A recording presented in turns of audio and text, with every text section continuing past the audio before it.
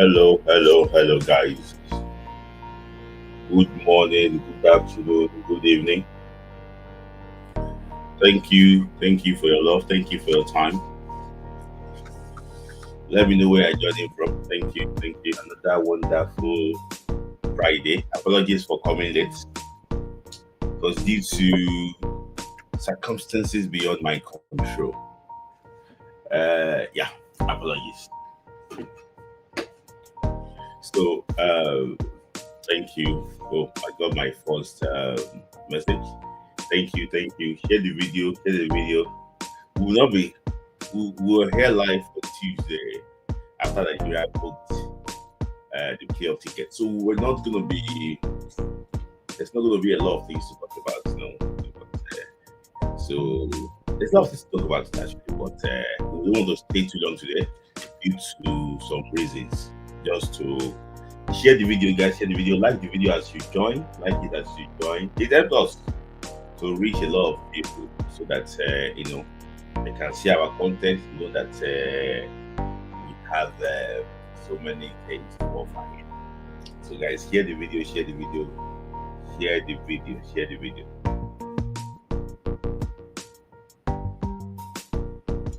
So share the video, guys, share the video. Like the video as you join. Like the video. Don't forget to like the video. If you have not subscribed to, you are always subscribing every Friday just to see exactly what we have to offer here.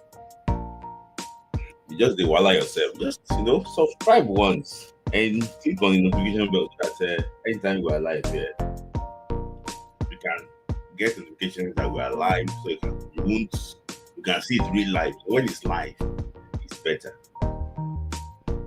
So guys, let me know where you're joining from so I can hear you. So 2 minutes, let me know where you're joining from. Let me know where you're joining from. So that I can hear you. Let me know where you're joining from. I also have a dollar sign there. You can click on it if you think that you love us more than just to give us a like. You want to do something more. You can also click on that dollar sign and subscribe to and just buy a super chat. And also, because of the program, if you have any question that you want to ask me, you want me to address your question, just accompany the question with your super chat, and I promise that I will do justice to those questions too. So yeah, that is that. So thank you, Rashid. Thank you for joining. Please like the video. Thank you, Reke. Like the video, guys. I have 65 people watching, only 16 likes. Come on, you can do better. Oh, Bayo Akinshaw from Wolfsburg, Germany. Hello, how is Germany over there? German machines. How are they? How is Germany over there? It should be getting cold now in Germany, just like here in England. So let me know where you're joining from. Who else again is joining? Okadola, hello. So Odinaka from Lagos. Odinaka, thank you for joining. So I should be starting now. Oh, Remy Ali always look forward to support us. Thank you, Remy Ali, for always being consistent. Always look forward to support us. Thank you, Remy Ali. Hope we're going to see you one day. Okay, Tokwe from Maryland, USA. Tokwe, thank you for joining. Watching from Kabul, Afghanistan. Thank you. Hope there's no war there. Ekene Okonko from Manugu, Nigeria. Thank you, Ekene Okonko. Thank you for watching. Thank you for joining me. So, I think we're already 80. So, waiting for you all day. Joining from Manchester. Oh, Manchester, you are in my city. Oh, thank you. Maybe we're gonna meet up one day. Thank you from Manchester. Is it Manchester in England or in Canada? Oh, Dr. Light from Perth, Australia. Thank you. Kevin Marvel from Dubai. Yes, Marvel, I know you from Dubai. Thank you for joining. Ellie Victor from Accra, Ghana. I also hail you too. Thank you for joining. So let's start.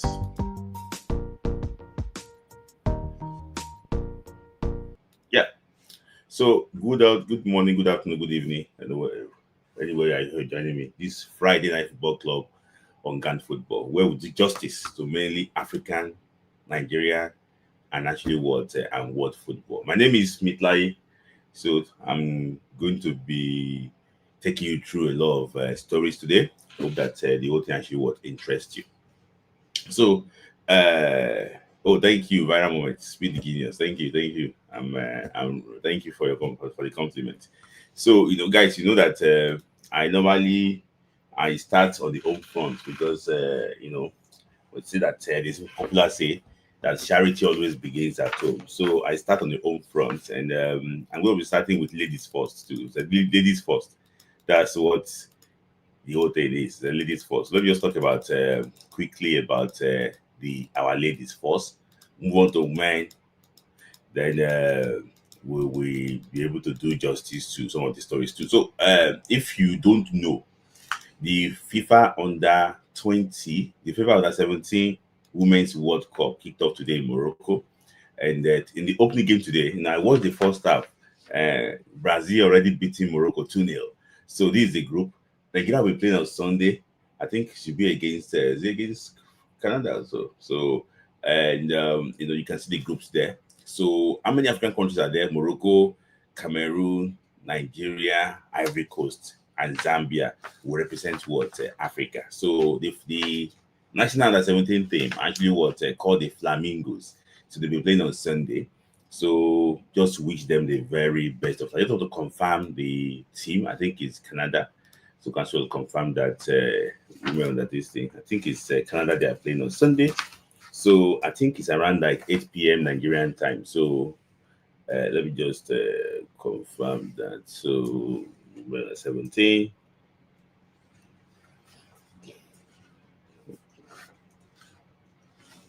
So yeah, I think we play on I think we play against Canada on Sunday 19th. So thank you guys. Against Canada on Sunday 19th. So yeah, that is it. So players to watch there. I know that some players are repeating under 17. I mean Shakirat Moshood, she's gonna be playing under 17 again. Few players are still repeating at 17, but I'm hearing that Amoni Chidi will not be part of this team because she's currently injured. The very, very good player. She's playing for currently for Imo Striker. She will not be there. She's gonna be a very big miss. So let's let's uh let's let's wait and let's support them. I hope that they can actually perform better this time around. Though they lost their friendly game against New Zealand, but I hope that they can do well this time around. So that is that. So about the under 17 is on now. So there's a lot of football, guys. If you want to enjoy football, there's a lot of football this time around now. International football, just be enjoying football. They go. We just finished watching Spy Goose under 17 to the starts. Everything. Just enjoy. They enjoy a lot of football, a lot of international football now. So talking about women football too, the Nigerian women national team, the Super Falcons actually got nominated today as let me just go over the nominations so you can see clearly here that two Nigerian players actually were nominated for the Player of the Year. So Esther Okoronko and Rashida Yajibade, you expect them to actually be nominated. I think Esther Okoronko got nominated because of her performance during the last WAFCON, and also Ajibade has been consistent for the Super Falcons, over the year, and also she's also doing well for PSG. So and we also have goalkeeper of the year. For me, I think there's only one winner here. It's going to be Chiamaka Nadozi. There's only one winner here, Chiamaka Nadozi. So she got nominated again. So I don't expect anybody to, I don't expect any challenger in that in that area. So for also interclub, I don't think we actually want have any player in the interclub competition. So and that is one thing. We don't have any player in inter-club competition. So Justin Madugu, I think she should win the Women's Coach of the Year. So also you also have Bankole Low grade there. So for me, I think it's gonna be what Justin Madugu. So congratulations to him too. He's getting the recognition now, right, left, and center. So I also wish him very best of luck, in that. So and we have already covered that. So The young player of the year, I mentioned her name, a few minutes ago, Shakirat Moshood of Nigeria Flamingos. She competing with other players too. I can see Stella Nyakati of Ghana, very good player. She did very well for Ghana in the last. She did very well for Ghana in the last in the last women WAFCON. So I hope that but I wish Shakirat Moshood the very best of luck in that category. So we also have the national team of the year, women. So national team of the year, we have the Nigerian national team, the fly, what's it called, the Super Falcons got nominated, and also the under 17 too also got nominated too for national team of the year. So for me, I think it's going to be Nigerian Super Falcons. The way they won that WAFCON, incredible. For me, I think this time around they're gonna win the national. What's it called? They're gonna win the under. What's it called? The national team of the year award. So club of the year. I don't think we have anyone there in that club of the year. So talking about women football, still on women football actually. The Super Falcons too released. Let me just tell you that Falcons will be playing the qualifiers for next year's WAFCON. That will take place in Morocco in March. They will be playing against Benin Republic in a two-legged tie. So the first leg is going to be played in Togo. So the reason why it's in Togo is because what Benin Republic, they don't have any CAF or FIFA approved stadium. So they are going to be playing in Togo. So and the return leg will take place at the Godswill Akpabio Stadium in Uyo. So sorry, I think the Benin Republic confirmed that it's going to be MKO Stadium in Abeokuta. So, but I don't know the reason why the NFF are saying it's going to be Uyo. So I think this one might be the right one. Is this from Benin Republic now? It says it's going to be what MKO Stadium in Abeokuta. So and it's going to be what Stade Kego in Lomé because Benin Republic don't have any FIFA or CAF approved stadium. That's the reason why it's going to be played there. So the first game is going to be on 24th of October, and why second game is going to be on 20th of October. So according to Benin Republic official website, say that the next is going to be played at the MKO Abela Stadium in Abeokuta. I don't think I will be surprised because I think I don't know why Raymond Stars is playing the okay. No. Raymond Stars will play this weekend, so the return leg is going to be in South Africa. So I think MKO Abela Stadium should be free. So because I think it should be free. So that is that. It's just 4 days after. So and let's see exactly what will happen in this game. So the winner will qualify for next year's WAFCON in Morocco. So Nigeria will be able to achieve to win our 11th title in Morocco. So CAF already has announced that the tournament will take place in March next year. So in 5 years we just finished conquering Africa now. Now we want to go and actually defend our title again just a few months after to tell you that it's tricky. And this next year's WAFCON will be qualifiers for what? For the World Cup in Brazil in 2027. So it's very important. So if Nigeria could qualify for the semi-final, automatically Nigeria will book a ticket to play the World Cup in Brazil in 2027. So that is that. And in that too, there's also list. Josimar Dugu also released the list of players that will be part of the team. So I'm just going to go through the players now. So the players are Goalkeeper Chiamaka Nadozie, Adrenaline Mbechi, Rachel Unachuku, her from Nasarawa Amazons. And defenders are Osinachi Ohale, the Old War Horse, Chukurat Oladapo, Michel Alozie, Ashley Plunter, Blessing Iliveda, Miracle Sani, Oluwatosin Dimeyin. So I think this is practically the team that went to WAFCON to conquer Africa. So because I can see Osinachi Ohale, Michel Alozie, Shuka was there as a planter. Miracle Sani even made the list. So I think there's one girl called, I forgot her name. She used to have one band like this. What's her name again? Is it Isa?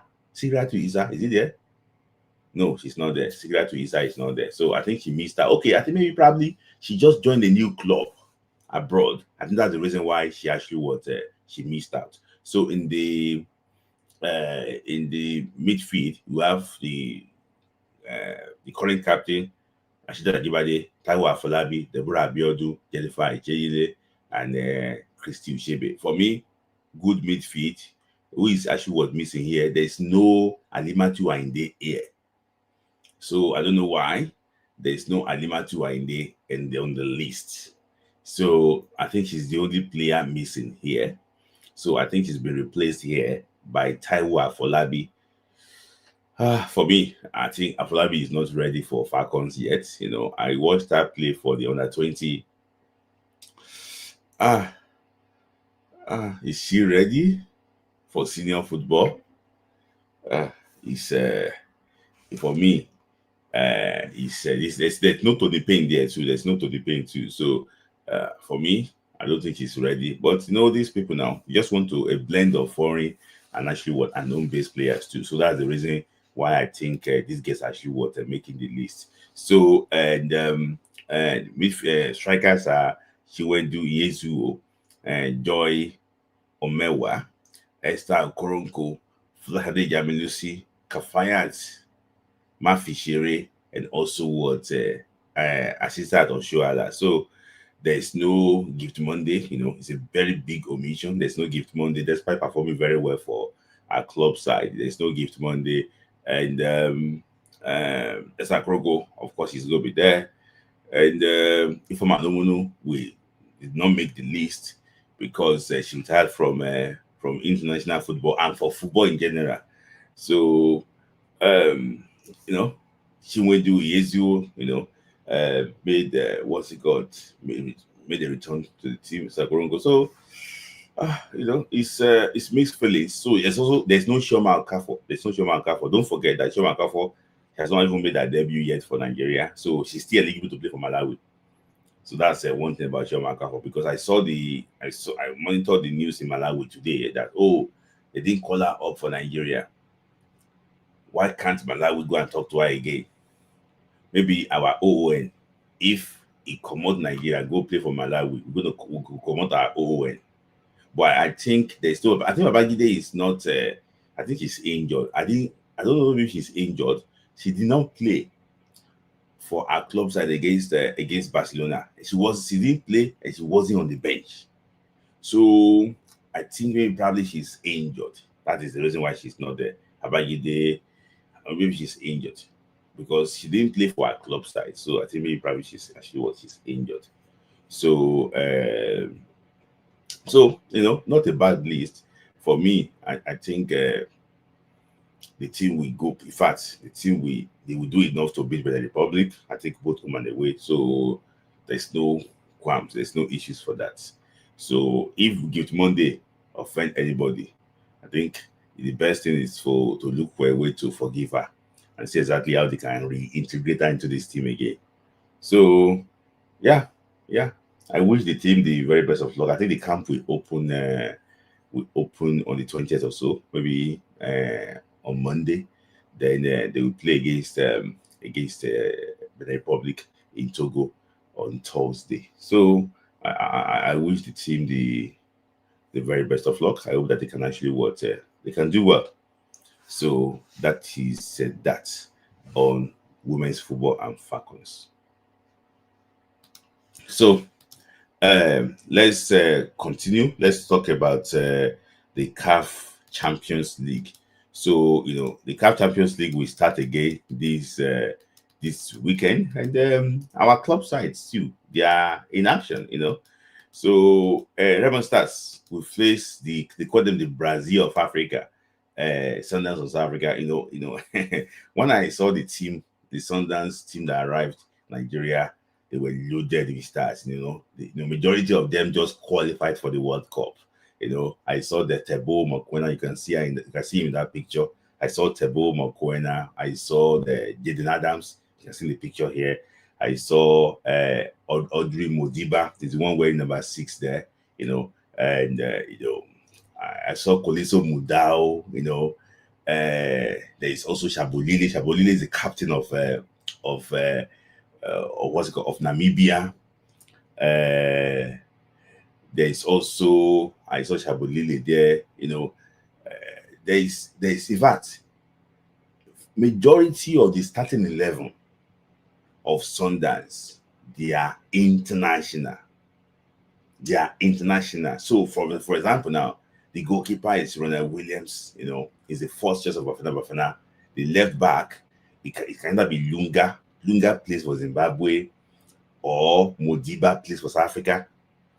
Right back is going to be Koliso Mudao as a right back. The central defense, maybe Kekena and Uvala. Both of them actually plays for Bafana, but they are currently injured now. In the midfield, you have Zimbata, you have Oibas, you have Mokoena, you also have Allende. Allende is a Chilean international.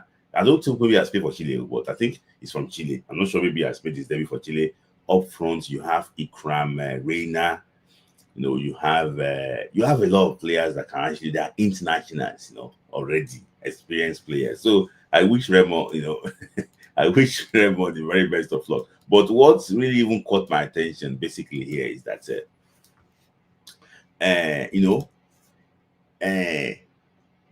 for me, the biggest game in Remo Stars history is this game. You are hosting Sundance of South Africa. The history between Nigeria and South Africa, and your ticket here regular is free of charge. It's free of charge. How do Nigerian clubs will make money? Regular ticket free, VIP 5,000 naira. How will Nigerian clubs make money? How will you make money if you cannot sell tickets? You cannot market this game and sell tickets. How will Nigerian clubs make money? See, that's why Nigerian club is more like a charity. Is it because of the country's economic situation? Even if you say regular ticket 5,000 naira, advertise this game very well. It's like you are playing South Africa against Nigeria. Advertise this game very well. Hi, I'm surprised. Well, maybe the one governor or so will go and buy the ticket and ask them. But for me, how will you VIP? How will you be paying 5,000 naira for VIP? VIP 5,000 naira. For me, I think it's too cheap. 5K for VIP. I think it's too cheap. You do the respect type of game. If it's VIP, you're going for like 50K. 50K. So the match is going to be played on Sunday. I think it's on Sunday in Kuto, Abeokuta.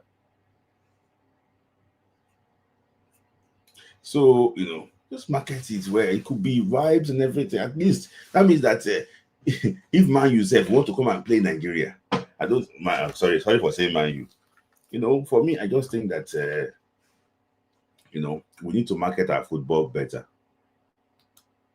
So that is that on Remo Stars. So there's also another game again. We played in Maputo. In Maputo is Rivers United. We played in Maputo. So at the League Sport Arena, 2 p.m. West African time, Rivers will play against Black Bull of Mozambique. If you don't forget Black Bull, I think they played against Rangers last year. They knocked Rangers out of the CAF Champions League. So they'll be back again to see exactly if they can actually take another Nigerian club out. That's going to be Rivers United. So I already saw that press conference. Finidi Tokise is there to go and win. See, one of Remo and Rivers must qualify for the group stage. Because if we didn't qualify now, they will remove one of our slots. to having, because I'm thinking that Mali will take our slots. We'll be having what? One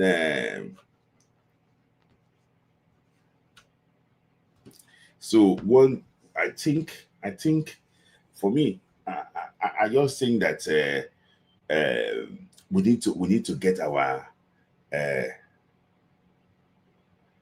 you need to get at least one club in the semi in the what's it called, in the group stage, so that they won't take our slots, at least. Because if Mali take our slot down, it's gonna be so embarrassing.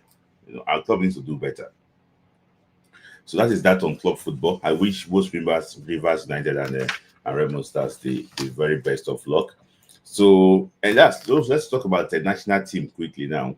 So the national under 17 team coach Manu Gaba, according to report earlier today, has been relieved of his job, of his buy and selling job. He has been relieved of his job.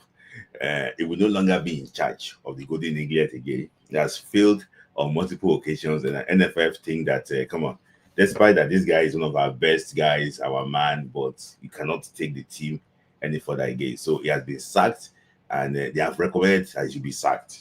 So there's been some lobbying, but I think they recommend that he should be sacked. So, and they're going to replace him very soon. So that is that. Manugaba deserves to be sacked. So I wish him best of luck when he go and take on his Malataki Academy. So and also too, Ali Zubairu too has also been relieved of his appointment. According to reports, he has been relieved too of his appointment because of the embarrassing show in what during the under 20 World Cup. And the funniest thing is this, Adam Boso too just resigned his appointment from Barao FC of Kano. So Adam Boso has been tipped to take over from Ali Zubairu. Adam Boso resigned his appointment because of family reasons. So that due to family reasons, he will no longer be in charge of Barao FC of Kano. And now, report coming now is that Ladan Bozo has been tipped to coach the national under-20 team again. They believe that he understands that age grade better than the inexperienced word Ali Zubairu. So and also because they produce what Benjamin Fredericks. So this is so Loboso is early tipped to coach the national under-20 team again. It's like in circles, If you remember all these managers, then they had this guy, Steve Bruce, Mark Hughes, some other guy. They used to rotate themselves in the Premier League then. That's what is happening in Nigeria too. These guys, they are just rotating themselves in this national under-20 team. So I wish them the very best of luck. It's not official that Boso will take over, but he's the favorite to take over this the national under-20 team, which I think that we need to do better. We need to do better. We need to do better. I don't think that is fit enough to actually want to take that team. So, but the news is that both Ali Zubairu, the guy they just teaching on the computer, they're teaching him how to press iPad. He has been relieved of his job, and he will no longer be in charge of the national under-20 again. So the NFF too have also relieved Coach Ogumodede and Ileshuku of their appointment as the Chan team coach. So they will not be in charge again. So NFF want to make fresh and new appointments. So including what the coach for under 17, both not women, no, men, coach for under 17, coach for under 15, coach for under 20, coach for under 23, and coach of Chan Eagles. So the appointment is actually what is imminent. And don't be surprised to see Ogumilade returning to coach the under 23 and also what's it called, the Chan Eagles. But all of them, I wish them NFF best of luck in search of new coach. They sacked Ogumilade and Ileshuku. They paid them in salary. They paid them at 20 salary. Hmm. So that is actually what that. So let's continue to our next story. So yeah, FIFA ranking came out, and you know as usual, if you win, you go see results. That is one thing. If you win your games, you win. If you win, you go see results. Guys, super chat only two. You can do better, guys. If you want me to address your comments, put it in super chat. Uh, so let's just go over the FIFA ranking. Actually, what quickly now. So Morocco. I'm just focused on Africa. Morocco, number one in Africa. Nigeria used to be number six, now number five. We moved to what? Four places. Four places. So we're now ahead of Ivory Coast in the FIFA ranking. So we're now 41 in the world. We moved four places. The highest mover was Niger Republic. They moved like nine places or so. So we have moved for four places. We are now fifth in the this thing. So you can see that this is the draw. This is what they want to use to make the draw for the CAF playoff qualifier. So Nigeria play against fifth play against 15. So Nigeria against Gabon, and DR Congo we face actually what Cameroon in the what's it called in the World Cup qualifier actually what playoff. So that's the FIFA ranking. And if you break it down more, you realize that in West African Zone B, Nigeria is actually what the highest ranked team in West Africa Zone B. You can see Nigeria highest ranked team in West African Zone B, followed by Ivory Coast, followed by Burkina Faso, followed by I don't even know that Benin Republic is so okay. They must be higher than Niger Republic and Togo. Imagine Togo that once played at the World Cup, they are now actually what they are now number 21, 24 in the world, 34 in Africa. Mm-mm. Like they are the least ranked team in the whole of West Africa B. That is bad. That is bad. Niger is even ahead of them. Yes, no, a lot. Like this. Togo. Togo used to be. That's why Gift Urban don't want to play for them. So that is that on the FIFA ranking. So Nigeria have had a lot of good FIFA ranking in the past before, but this time around it's not really 41 is not it's not a good, but we were 40 something before, so at least 41 is not bad. We used to be 20 something last year when we came second during the AFCON. So we need to play. For example, now if we play against Gabon, we beat Gabon. We play against DR Congo, Cameroon, we beat them. Next FIFA ranking too, our this thing will go up. So that is that on FIFA ranking. Nigeria used to be fourth or fifth in the world before, and now look at where we are. So yeah, so there's also been news around. I didn't put the picture here, and for reasons I don't want to say about Super Eagles goalkeeper. He's been trending. Would I say for the wrong reasons, or I don't know how to actually what put it. So Stanley Wabba, Nigerian goalkeeper, has been trending, you know, online about what he actually what he posted. I don't know, maybe some of you saw what Wabali actually what posted on his story. And he said that Victor Osimhen, I never fake care anyone.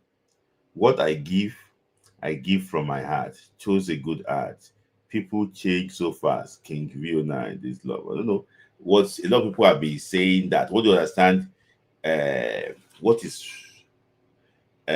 what is wrong? I don't know what is wrong with the comment, but my own assessment. I don't. That's why I don't want to put on the screen. My assessment is that I think this young man, everybody is going through a lot, and I think that it is our support. It's not our support for him to be in goal for Nigeria, but if he needs help, I think the NFF should look for a way to give him help. It could be psychological, it could be things that can actually what help to help him. Because uh, Eric Shell had to send Amas Obasoge to him to go and tell him not to waste time, against Benin Republic. So, a lot of people know the tax already that say, oh, we have to win by 4 goals. But it was wasting time. They had to send somebody to him to tell him that, you know, I don't know. See, I just rest my case on this guy. I hope that if anything is wrong with him, I think he should, you know, if anything is wrong with him, I think NFF should provide any support they can actually what give him, so he can actually what come out of it. So because I don't want to throw him at the balls now. It's not the Nwabali we used to know.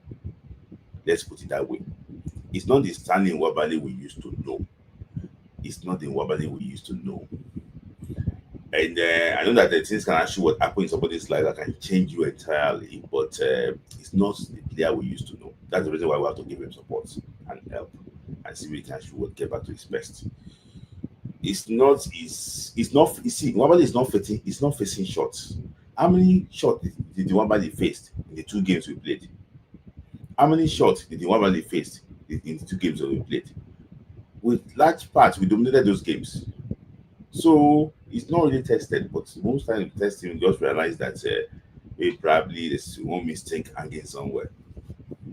I wish him luck. I wish him actually what luck. I know that it used to be our like like the guy that a lot of people really actually would like, but he's now facing what Francis is all faced. So because when he got to a stage that Uzor became the public enemy #1. So for me, I just think that it's high time that if there's any support they can give him, to give him. Because what I'm hearing is that they want to use the CAF playoff to test some facilities in Morocco. So they want to use their new stadium to test VAR, test so many things in Morocco. So indirectly, they want to use VAR in that continental playoff. So they want to use VAR. They want to make sure that it's a proper. They want to test their facilities. So I think that we need to be very careful, because if there's VR there, all those things VR we spot it, then you're gonna be in trouble, for all these things. So I wish him Babali, best of luck. I hope that he can. If there's anything wrong, he should, you need our support, and then let's go come back stronger. So that is actually what Babali. I wish him the very best of luck. So, and also to Victor Osimhen. See, this is like Victor Osimhen's performance against Benin Republic. I've never seen a performance like that at a crucial time for Nigeria of any player in the history of Nigeria. Yes, Lukman, yeah, I understand that. That's one of the reasons. You can quote me anywhere when you need close proximity. Yeah, I understand that. It could affect somebody mentally. Yeah, that's it. It needs help from the NFF. I've never seen a performance like that. The crucial game. Somebody scored a trick in a crucial game. I've never seen that from any Nigerian player. I know Yekini scored like 4 goals against Burkina Faso, but it wasn't like a crucial game. This is like a do or die game. And somebody performed this. See, Victor Osimhen is, for me, he's one of the best players in Nigerian football history. Even it's not got any AFCON trophy or been to the World Cup before, but for me, he's one of the best. And he did one thing I really liked. He posted on his story to appreciate those that supported him in the national team. That is very good. See, he is carrying super ego. He's back now. He wants to be the man. His mentality is something that we need to study. I don't understand how he's doing it, but the guy is crazy. Like, he's crazy. The guy is so strong, and so that's why when Finidi George said that the boy is not committed to the national team, I just laugh. If you accuse Osimhen of anything, you never accuse Osimhen of of his commitment. You cannot question his commitment to the national team. Never. Never. You can say the other players, but Victor Osimhen, you can never question his loyalty for the national team. So for me, fantastic performance, and I have to, I will respect him, even a lot more. Victor Osimhen, really, Ashiwo did well. See, everybody Ashiwo did well. I am hearing that Eric Sher already combined his provisional list for the playoff in November. So I don't want to go into that one, but we'll talk about that one actually later. So let me just quickly do a quick roundup of the World Cup qualifier. Then I'll talk about our situation of the playoff, our Gabon, and we'll see exactly how it works. So let me just go quickly to the World Cup qualifier. Africa roundup. So I want to cut it out. So Africa roundup. So quickly, and so these are the teams that represent what Africa. So Egypt qualified in Group A, and they did a very good job. And see, one thing that normally helps this team is that if you have infrastructure, they can afford to play all their home games at home, and even some other countries too, even play their home games in their country. So I don't expect Egypt not to qualify for this group. We're going to give them a close challenge, but I think that nil-nil draw in Ouagadougou actually was sealed the day.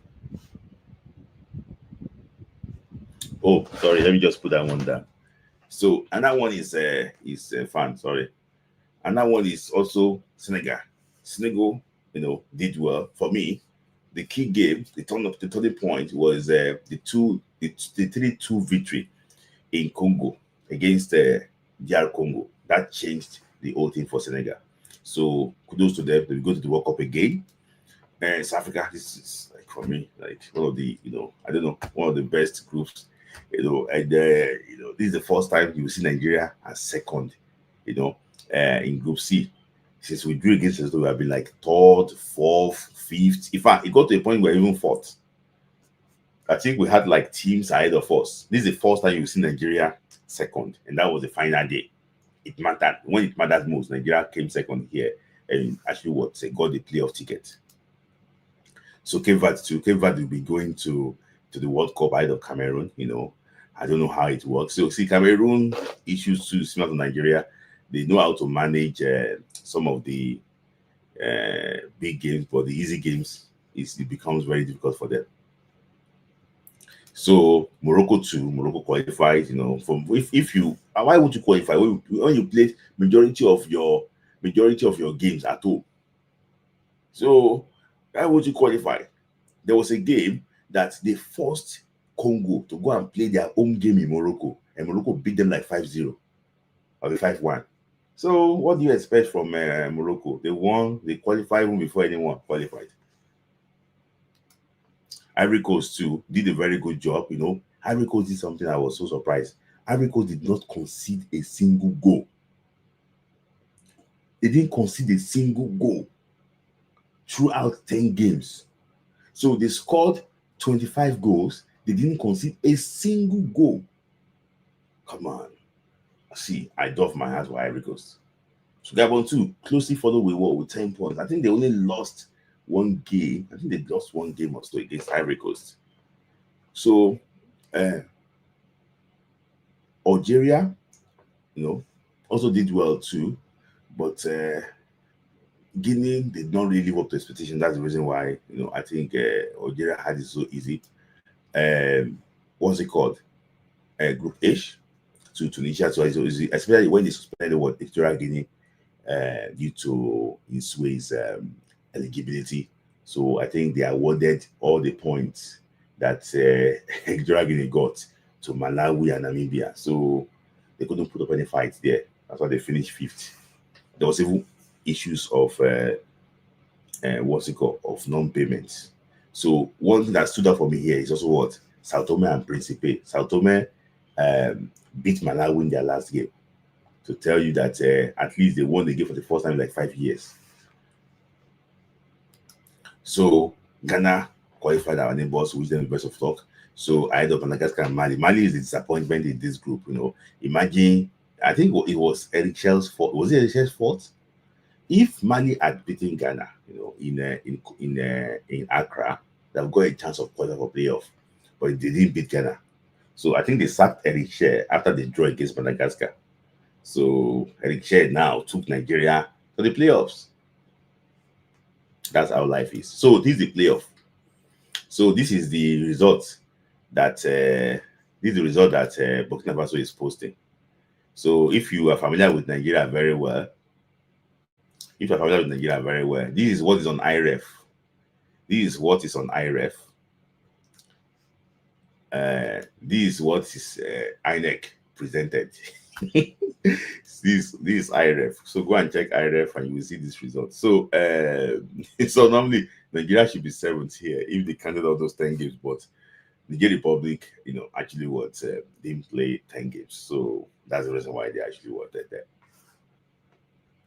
So after this, there'll be a lot of complaints from Burkina Faso that why they do this. So there are like few things they want to really got clarification that how come they didn't say this thing at the start of the qualifiers? Now, if they said it now, why did they go and honor the game against Djibouti? Why they go and play the game against Djibouti if they know that it will count for nothing? They spend their money to go to that country, and why are they playing that game? So, and the president too is not really actually happy with the way that was go. But the issue is this: even before CAF sent the circular, when CAF did the draws of the CHAN that took place in August, was it August? Yeah. CAF said this thing, but the issue is that I don't know what is wrong with us. We don't seem to listen. They said it that if a team cannot play all their games, they will take the results or the weakest team from them. They told them, they explained this thing to them. So I don't know the reason why it's now a problem. This is what they do in Europe, in Asia, in North America, in South America. Why is it that it's not like this? So now they're now saying that why can't they use win percentage? When you say win percentage, it means that what? The amount of games that you watch, one divided by two games times 100 to see exactly. So, for example, now Nigeria won 4 games and played 10 games. Nigeria won 4 out of 10 games, so I'm not mistaken. So Nigeria won 40% of our game. So they want, but the rule is just the rule. They were saying that, okay, why can't you just give Nigerian Republic 3 points and 3 goals? It's going to be unfair. If you give Nigerian Republic 3 points and 3 goals here, they will move to 21 points. With 6 extra points, it's going to be what? Plus 7. So if you say that, so even who told you that Niger cannot even beat Eritrea up like 7-0, 8-0? So why are you giving them 3-0? So the rule is just the rule. I hope that both of us can digest those things. It really actually didn't work out for them. I pity them actually, because I knew that when they considered that goal against Ethiopia, I knew that there's a big problem. But before I go to what CAF is suggesting now that they want to do for the next World Cup qualifier, let me just take some quick super chats. So Emmanuel said that the best is to play Okoye during the playoffs. Nwabali is fighting his teammate. He's having issues with Osimhen too. He needs a Okoye. I agree with that. I agree with that. Varamumen said that my only issue with Nwabali is going out. That is if you will, that's what you will slightly watch what missing. It does have an impact on how we play out from the back, okay, especially his long throws. Okay, let's keep his head cool. Let him keep his head cool. I beg you, God do. Okay, thank you. Inca file do what they say that speed. Semi is out of our defense. Could suffer with Gabon. Okay, we'll go into that one later, actually. So, okay, let me just say it. Semi is going to be a very big miss, and I will tell you the reason why towards the end of the program. So, CAF is suggesting that instead of playing these 9 groups, why can't they use the Swiss model? The Swiss model is the model that they are using in the current Champions League. The weakest teams will play themselves first. They will now have like what's it called? Will now have like 20 teams. Sorry, we now have like 25 teams that will play like the Swiss model. They call it the Swiss model. So the top 9 teams, out of like a 25 teams league system, the top 9 teams, they will play 8 games each. The top 9 teams will qualify for the World Cup. The number 10, 11, 12, 13, 14, we actually won 13. Sorry, 10, 11, 12, 13. We actually won. We compete in that one in a CAF playoff zone, the Swiss method. So it's going to make it what? More interesting and more entertaining. At least there will not be 7-0, Seychelles, and so on again. So all these teams, they will be able to actually what? Eliminate themselves first. So it's going to make it a lot interesting. Europe too, they're also considering that method too. So it's just to make it slightly, for example, now in the qualifiers, you might be seeing Morocco against Nigeria. You see all those things. You play 8 games. So you play like from like different difficulties. You play teams with different difficulties. So you see exactly how the whole thing works out. If it's like that, I think the team that will suffer most is going to be the North African teams.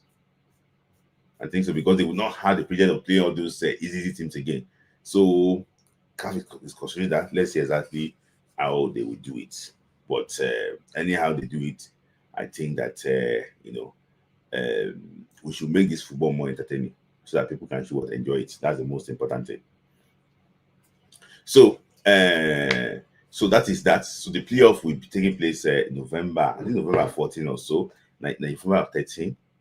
I think it's on Thursday. Sorry, let me just double check. It's on Thursday. Guys, like the video. If you want me to also engage me more with Super Chat, just let me actually like the video. Is on Thursday. Okay, 13th, yeah, because on Thursday. The game is going to be on Thursday. So, yeah, it's going to be on Thursday. So, it's on the 13th of, what's it called? 13th of November. So yeah, Nigeria against Gabon. So like most of you know me very well. So I've already dug deep slightly about Gabon, and see,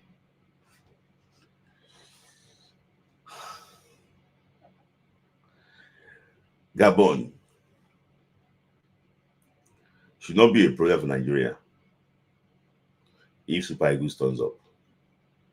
It's not as if for a team to have 25 points, you can see on the screen there, it's not easy. They are doing some things right. But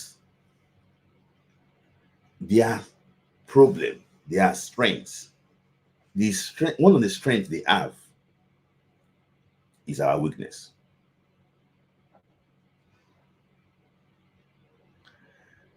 And what's it called? And their weakness too is also our strength.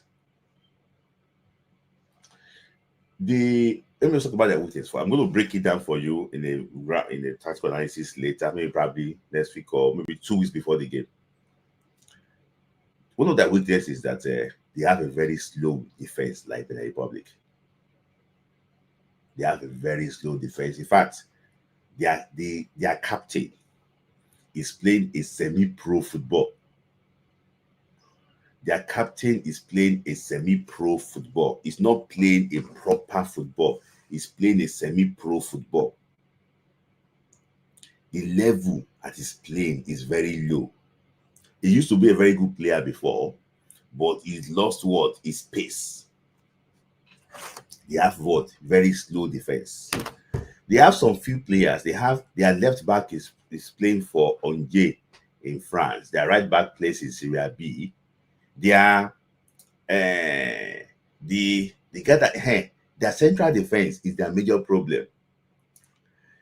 They have Manga that plays a semi-pro, and also they also have the guy that plays in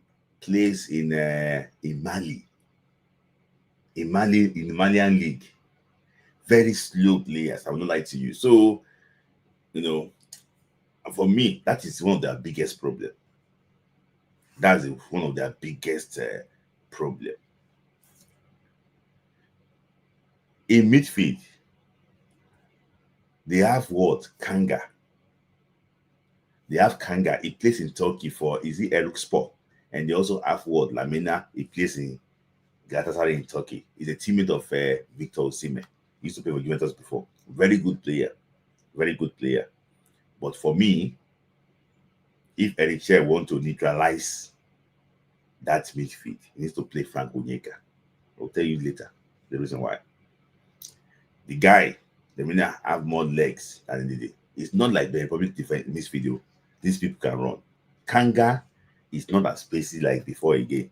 But Kanga, he used to play for this Olanyika's team before. He can shoot from anywhere. That's one thing about it. If you give it this space, he can shoot from anywhere. And he can pass the ball to very well, Kanga. They also have a player in the midfield that plays in Iraq.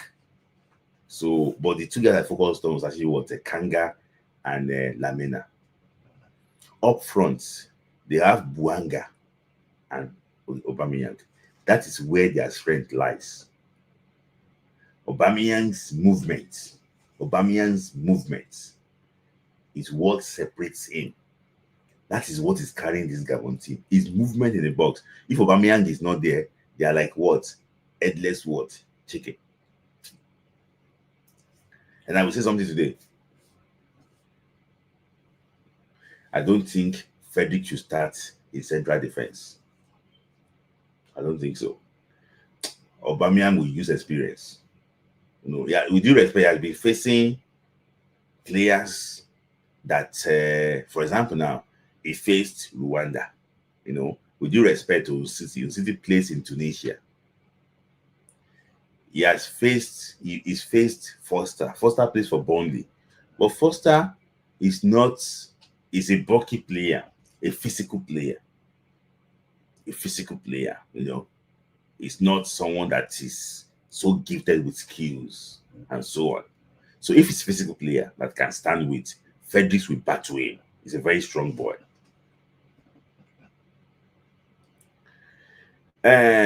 He faced the Republic. Steve Money, injured Steve Money as a right back. So for me, I think it's not there's no time that they really engage themselves very well. I just think that Aubameyang is like a different level player in Mashiwo because his movement in the box is so dangerous. And I think that he will not stay with Kevin Bassey. He will stay where he knew that he can use his experience. They like long balls so that Aubameyang thrives on that error. Like if they want to make mistake and everything, goes bounce onto the ball and score straight away. He is a good player. He's a good player. I have to be honest with you. So me, I don't play the game in my head. I don't play the game in my head though. Even if Aubameyang bring his shooting boots, I don't see them scoring against Nigeria and Morocco. I don't see them scoring against Nigeria and Morocco. Yeah. But my problem is Tani Wabali. I hope that he's mentally stable for that game. So thank you, Sport Grinder. Thank you. Yeah, I will bring that one out. I'm already working on the tactical breakdown of Gabon. I think I'm going to do it maybe probably next week because next week now, months don't end. As month don't end now, you know, what's it called? As month don't end, that means that we have to actually what's it called? It's just like 2 weeks before the game, so we have to do it quickly. So I'll try and do it by next week. So that is that. So they're not the strongest team, with due respect. So if I see that if we beat Gabon, let me just put that way, I don't want to be overconfident. If we beat Gabon, who would I prefer to face?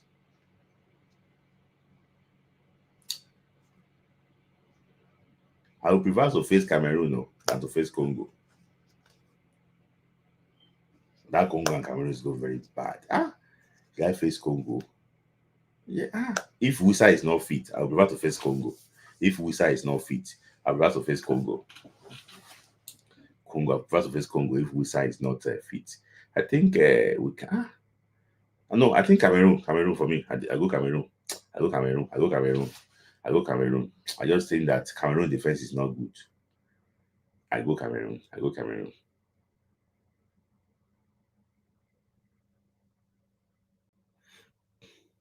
I go Cameroon. I don't go Congo. I go Cameroon.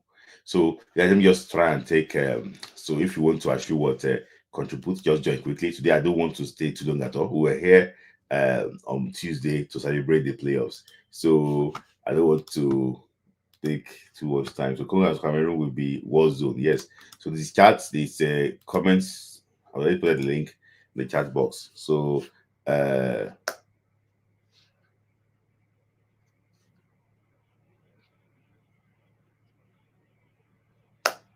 So Samia Guy will not be available for the first leg.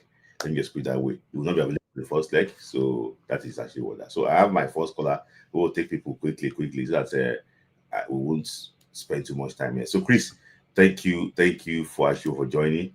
So Chris, at least now the dust has finally settled. We thought that the end of the road will be October. So that the journey continues again.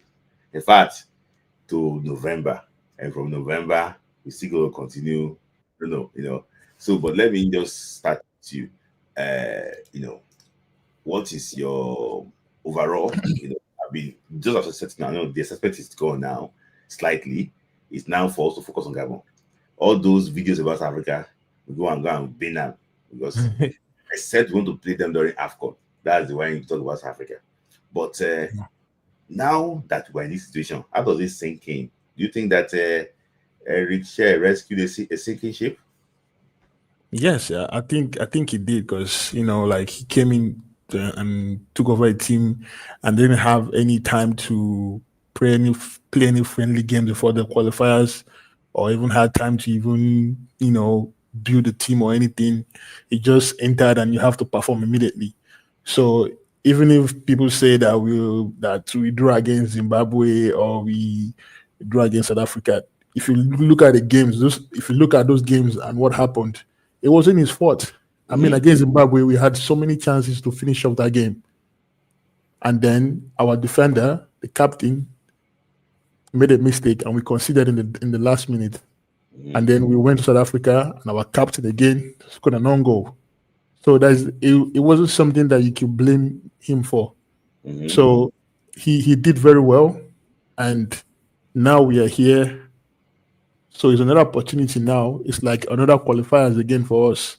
But the thing is that there's no group stage here. This is not a situation where you have to draw a game and then hope that you win the next game and accumulate points. You're not accumulating points. It's either you win or you're out.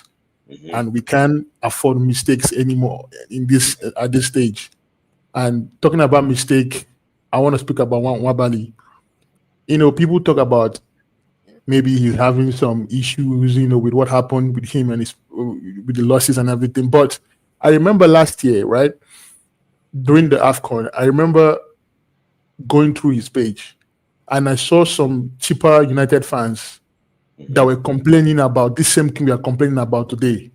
And this was before the incident happened with his, with him.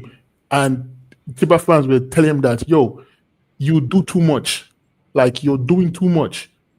Like, release the ball. You're doing too much. There's no need for you to do all these things. I remember seeing this comment, this keeper fans talking about this. So I don't think this is something that we can say is because of this, because of what happened to him. I think this is something that he's been doing, and we need to speak about it. I remember when we played the game, even when we played the AFCON, you could see that he had like those things like he was doing that was not supposed to. I remember when we played against Rwanda in the qualifiers AFCON. Yeah. That's a game we needed to win. He would just hold the ball and wasting time for no He reason. was wasting time on the 6th minute. Like for no reason. Like, what are you doing? So now we are playing these playoffs now. There's gonna be VAR. And there's also going to be some bias because almost every African country is annoyed that we qualified. Chris. Yeah. What is even the problem is this? What I said is that a West Africa against 3 CECAFAs. One West Africa, that's Nigeria, against 3 Central Africans. The no team in Central Africa qualified. Exactly. So that's what like one from West Africa wants to come and take the ticket from them. So now we cannot afford any mistakes at all. Like, because I watched the game between Gabon and Ivory Coast, and these guys they are very good. Like, they are a very good team. And you see the Kanga, Aubameyang, and the other guy, I forgot his name. And no, Kanga, Aubameyang, and the other guy is an attacker. I forgot his name. Is it Bouanga? Bouanga, yeah, Bouanga. They have like this connection, this chemistry. They are like the base of that team. They have like a connection where they find themselves. Like when Kanga is with the ball, Aubameyang is making a run already because he knows we'll find him. So they have this connection. So we can't afford to give them any type of space. We cannot afford Kanga to be on the ball to look up. We need to destabilize that chemistry. Yeah, against Gambia too. Yeah, and another thing again is that they love to cross the ball. Yes. They like to, and they have good crosses of the ball. Like, they know how to whip in the ball. And that's going to be something that we need to stop. Our fullbacks need to be able to stop those crosses. And even when it comes in, our defenders are supposed to be able to clear them off. Because if we don't, they are going to punish us. Now, I'm not saying that we can't beat them. I don't think in this qualifiers we have faced any attack that's as potent as ours. No disrespect to Ivory Coast, but they don't have a better attack than Nigeria. They don't. So I know for sure that we are going to have chances. But the thing is that we need to be clinical that day. We don't have to leave anything to the referee to decide, because if we leave anything to the referee to decide, they will punish us. Yeah. Do you think that having Victor Osimhen up front, for Nigeria, play his feet, I think that Victor Osimhen knows how to win VAR penalty? Yes, I think having the good I pray that during that time Osimhen is fit and ready to play for us, because with Osimhen in that team, they are not going to be able to move the way they were moving against Ivory Coast. They will not. They are not going to be able to come out like that. You understand? So I think they will try to play back and try to hit us with counter with Kanga and Aubameyang. They'll try to hit us with counter. I think that's what they'll try to do. But like you said, we need midfielders that will be able to cut off those passes, and that's why we need someone like Onyeka in that midfield, because Lamina, and Kanga will run rings around Ndidi. If we do that in Ndidi, and it will be pivot, they will run rings around them, and that was what they were giving Ivory Coast problems. Those guys, they were giving them problem. Yes. But with due respect to Ivory Coast, they were not superb in that game that much. The guy was just trying to get the team there. But I want to ask you a question before I let you get back to Mwabali. When Ekong made the mistake against Zimbabwe, he posted the next day that responsibility taken. He said that why is he not that this guy is not taking responsibility for what he did against us? Look at about it. This is the last time we had the this episode before the game against Benin. I spoke about how he was busy on Snapchat posting about, I know you look anybody face, like all those kind of things, kind of like unprofessional behavior. Like you made a mistake that almost, that if that goal went in, that would have been it for us. But instead of you to come out and say, guys, we won the game, but I apologize for the mistakes, I'll do better. Simple. But instead, you are busy posting memes on Snapchat, trying to talk down on the people that are calling you out. And then you are blocking people anybody that you're blocking the people that are close to you because they spoke about what you did. And that's the reason. And this is the thing with players, with some of these players that started in Nigeria. There's no culture where they train players on how to behave. Just think they can just do whatever they want to do. Same thing with Boniface. Like they just feel like they can just do whatever they want to do because our what do you call it? Our football association does not impose any discipline on any of these players, so they can think they can do anything. Like I saw that day, like the day after the Lesotho game, he was on Snapchat posting. Someone commented and said he just, but our chief just cover. I no send anybody. He reposted it. Like no accountability or anything.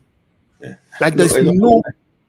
Maybe that's what he used to fight his mental. But finally, I think that when Uzor went to go and post that if when you go, man, so like I think that was the start of this.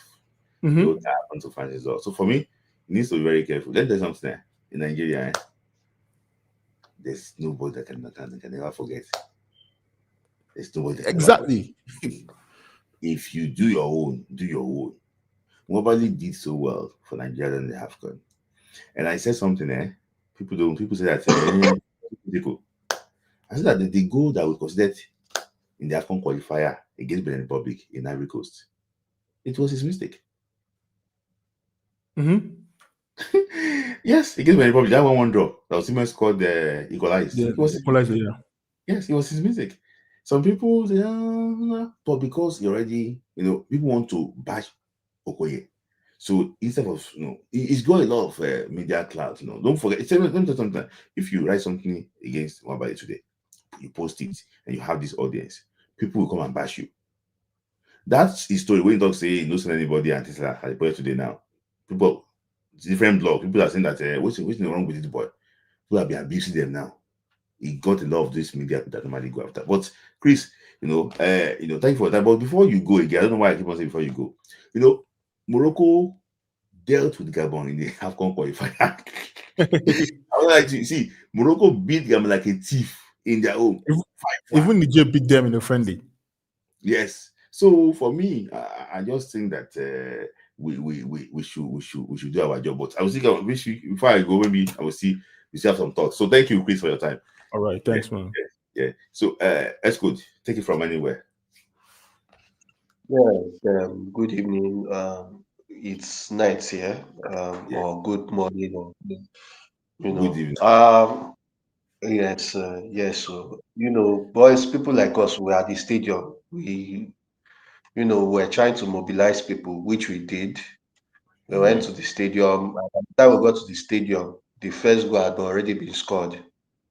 By the time we got to the stadium, in fact, I can even tell you for a fact, that people did not start coming until when it was 2-0 halftime. They were making calls like, we're winning 2-0. We win to at the Cup Stadium now, and it was free entry. It's not as if so people were coming to the stadium that day. And there was something that was very funny that day. There were times when Wabali was playing like a super keeper out. We were telling Wabali, come back! Wabali, come back! Wabali, come back! But I don't say though, that guy is very stubborn. That is stubborn. Sometimes it can be a good thing, sometimes it can be a bad thing. But the guy, luckily for us, it did not cost us. I'm really hopeful for Remo. I like what they have built. I like what they have built. I like what they the structure they have built. The only thing is, I understand that because I've watched two Mamelodi Sundowns game again, Maromo Gallants and what's the name of that? I think I've forgotten, but they didn't they were not as fluid as they were once. I'm like, is this not Sundowns? There was a Portuguese guy they signed who was very good, whether Thiago something, but they Yeah, were not as Nunes. fluid as they were. Mm-hmm. Yeah, they were not as fluid as they were. So probably Remo has a chance if they can. My own is just win this leg. But my problem with MPFL teams, especially when they go away from home, they are mostly do not have plan. Their plan is to just sit back, soak up pressure till 90th minute. Mm-hmm. This thing happened when they played, what's the name of that team? Farabat. Farabat, yeah. Yeah, Asfar. So pressure. Sergio Obasa made like 3 solid saves in that game. They scored the first goal, the Farabat guy. Then they scored the second goal, which I believe was not a penalty anyway, which I don't believe was a penalty. But that time they came out to actually play, and they actually had like 2 chances. Thank God, Ikago, there was one he could have just anyway. It was a poor finish. So it now made me wonder, why didn't you play like this since now? You had this in you. Why did you play like this since? Why were you timid? So I just wish our teams the best. Like you said, coefficient matters now. I beg the Rivers and Remo, anyhow they want to do it, let them come through for us. Yeah. Yeah. Who do you So think will qualify Gabon, between Remo and Rivers? I believe it's possible. I believe it's possible. I believe it's possible. I know some people will not agree that Sundowns not already chop Remo, but I believe it's possible. I believe we can qualify. Rivers has a somewhat easier part. I just want if Finidi can be brave a little and attack, don't try to sit back and don't. Okay, now you're away from home. Away goal still counts. If you can score the first goal and sit back, that one I don't even have a problem with that because Finidi is a coach that is defensive minded. Just score one and no beat me. That's the way he is. So from what I've been watching at Rivers United, that's the way he is. So I just hope, obviously we'll start with his tempo, Emeka and Stephen Mayo and this, well, what's the name of this guy that likes to put crosses in?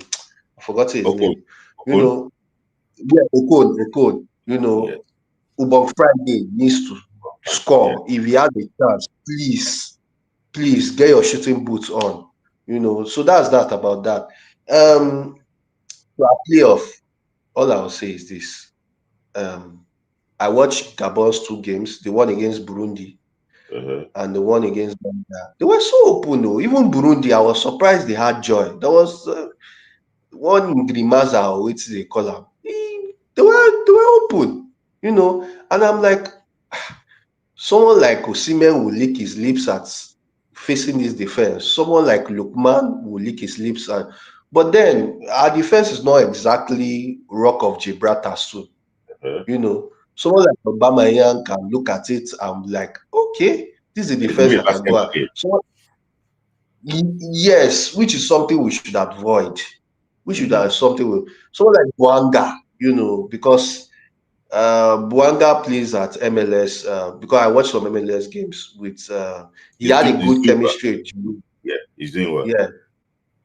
Yeah. So I'm like, even this guy that plays in Olawoyin's club, because I watch Olawoyin, so that's the reason I know him. Their second choice, Aliso. Aliso is their second choice. The guy is not a bad player. The guy is not a bad player. I watch him because of Olawoyin. I watch him. The guy is not a bad player. Has good movements, targets man. If you cross the ball in, So we have a chance. We are the favorites, obviously. I have a question to ask. Yeah. Okay. This yellow cards now. If we get a yellow, if player gets a yellow card now, like that had a yellow card previously, will it still affect the player? Yeah, yeah. Because Ah, wow. it's the same competition. Ah, man, I will have a good number of our players. Imagine if Calvin Pass get yellow card now, It will be or someone like, or Alex Iwobi gets yellow yeah. card. Damn, why? I beg you. Barca has been managing that yellow card for 9 games.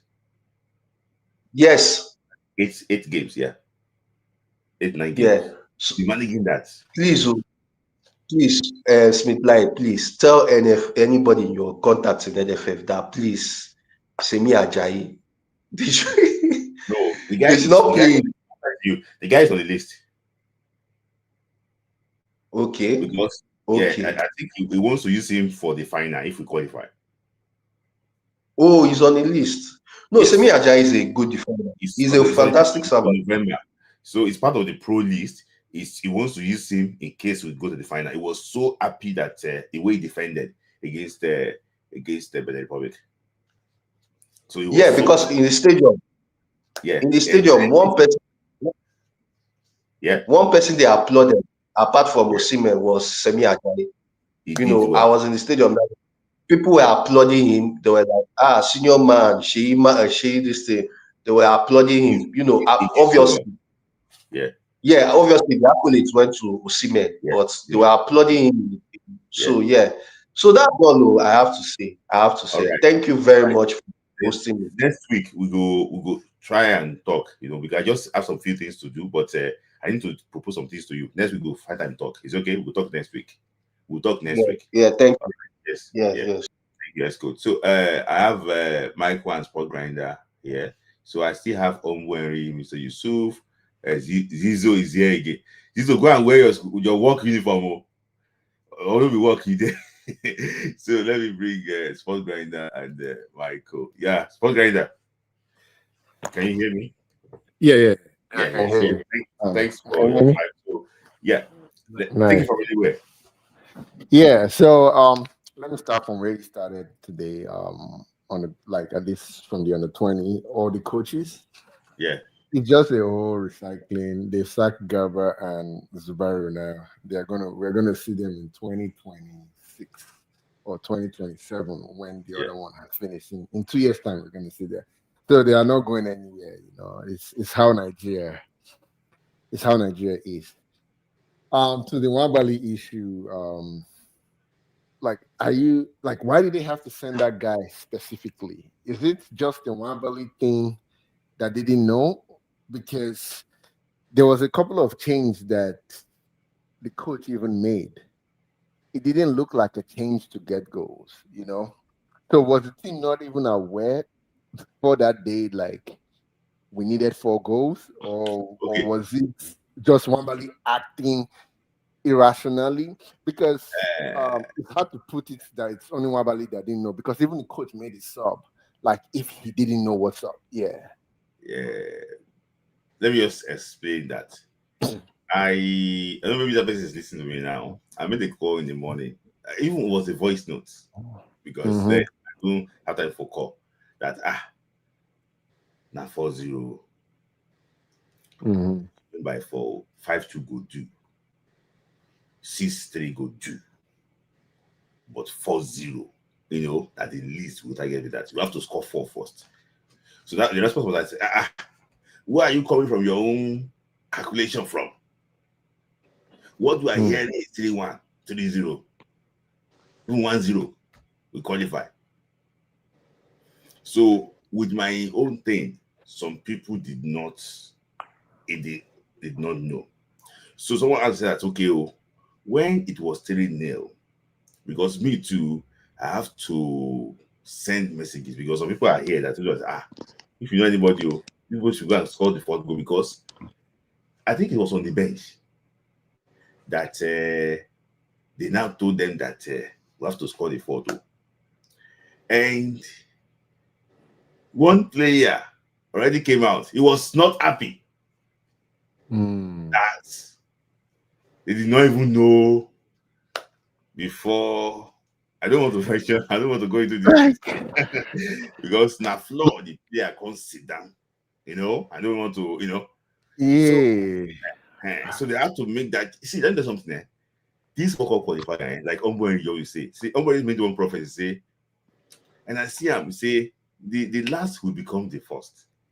And the way I see is that it's just like the handwork of God, this one. Because nobody does this nonsense and escape it, my brother. Nobody does this. This is the height of irresponsibility. Like let's even remove spiritual aspects, like not God handy. So you mean they watched Burkina Faso match and didn't know that looking at the whole permutations, we like the one in our hand is Burkina Faso and Uganda.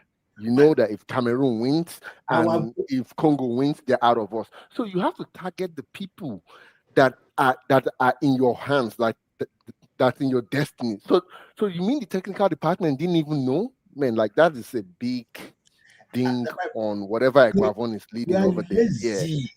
We are lazy. The issue is this: people that just put it there. We are lazy. See, I was saying them that was why. Okay, why did they bring Terimovi in the closing stages? Because they must have passed the message. I think that's Yes. what must have happened. Yes. And because I was arguing with someone, I'm like, this guy, no matter what's going through him, he's not that stupid. If he knows they need a fourth goal, he's not going to waste time. No matter how crazy they head, he's not going to waste time. I think these players just were told, win this game. Yes. And you will qualify. So I don't think they knew by how much. I just think it's just God that was letting those goals come in. I don't think they actually knew that they needed 4 goals. And that is really crazy. It's about the 3-0. 3-0. And the issue is that even I will blame Eric Scher self, but it's not really his fault. They told that okay, that guy for this game is this or this. So it was now, I don't want to make that person's name on the bench. And I said, no, it was not even on the bench. It was the seats on the stand. It now came that let's say we have to score one more. And luckily for us, but the public was tired there. Tired towards the end. So we just had to do it. So for me, so sad. Continue. That's sad. But anyway, to the whole anger that everybody is saying, I know everybody is saying it's Nigeria versus CECAFA. CECAFA has to be they're going to support them. Even if it was not Nigeria, it was going to be Burkina Faso versus CECAFA. So it was whatever way, it was going to be one West Africa versus the whole of CECAFA. But coming to the whole Swiss model, and I think I texted you this, I think this is what's going on. These qualifiers, they used to do this in the past in Europe. But Europe is so imbalanced, and if you look at what they're doing now in Europe, there are 12 groups, and there's some that have 4 teams, and there's some that have 5 teams, but it is split in between. 6 groups have 4 teams, 6 groups have 5 teams. It is good to use this model of eliminating the results against the bottom team, but in CAF, where it's like a happenstance, that's a very unjust model. What they should have done was exclude Group E from everything. Rank the other 8 groups that play 10 games. Whoever came fourth, that is who you would then compare against Niger. So whoever came fourth naturally, then you compare them against Niger, and you remove only that team's, score against the last, place in their group because of Niger, and then you compare that team just to Niger. But to remove it across the board, anyway, I'm happy. Whatever they want to do, let them do it in the future. But I'm happy. But I know because of what has happened in CAF, they're going to actually revise that thing across the board, because it's kind of like an unfair metric to measure people, because every other group played 10. Why should other group teams? It's unfair. And again, that Swiss model you talked about, it can work in Europe because they have a lot of teams. It can work in Champions League format because those teams play things. But I think in Africa, has to. They're changing it to Swiss model. The Swiss model, because the thing is, the Swiss model, when the lower teams play each other, there's going to be a phase the guys that don't progress. There's going to be a phase that they don't have games. So I think this whole model was to ensure that everybody has, games to play during the calendar year. But if you use the Swiss model where the low teams just play each other, when they're done with that phase, there are some teams that would just not have anything to play, except maybe CAF can change to that model and introduce something like Nations League so that at least football is still being played in lower countries like Lesotho and all that. When there's no logistics. Yeah. Well, anyway, when it comes to Gabon, that and I'm going to end with this. That's where I think African football is kind of weird.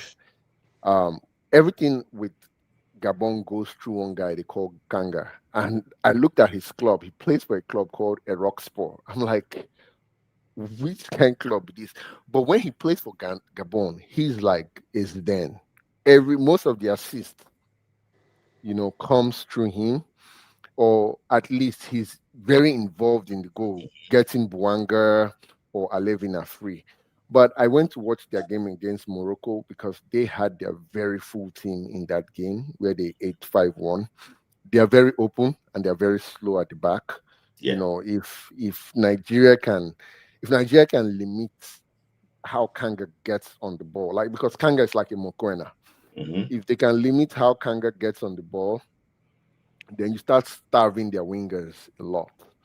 And if Osimhen is available, I believe we can hurt Gabon very well. We can hurt them, but Gabon will never defend. It's not just in their DNA. They didn't defend against Morocco. They are not going to defend against Nigeria. It's just not in their DNA. Even against Ivory Coast, even against Morocco, they lost 5-1 at home. They didn't defend.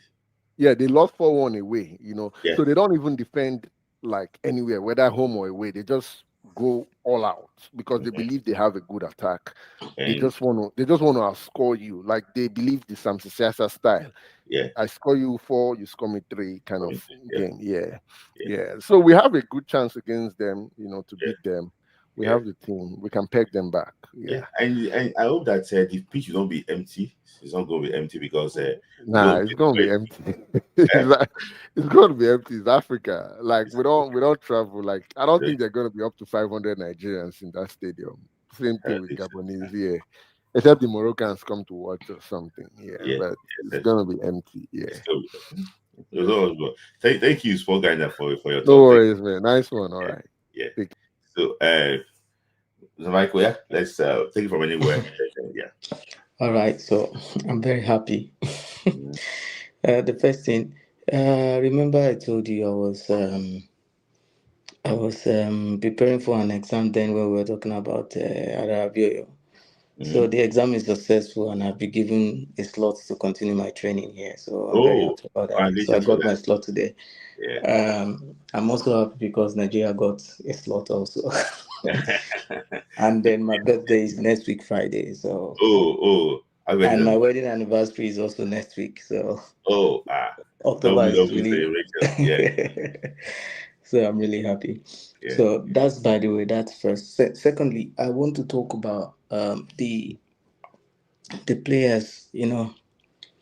Sometimes I see that people who blame Nigerian players, they are just selfish. I just had time today to listen to a podcast by Olise. And Elegbete was bitter about how much he lost in 2022.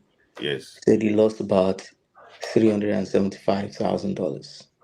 So because of that, those players are not patriotic, So that struck something in me. So it's more about your own money rather than being objective. So sometimes when people propagate all these things, these players are not serious. Was Elegbete a player in Nigeria? I don't know. Did he play for Super Eagles? I'm not sure. No, he didn't play. He only played for Sharks. So when Sharks 2 was losing, then it means Elegbete 2 was unserious. It means he was not giving his all for Sharks. I call himself ex-player. I don't know why. Maybe I'm an ex-player.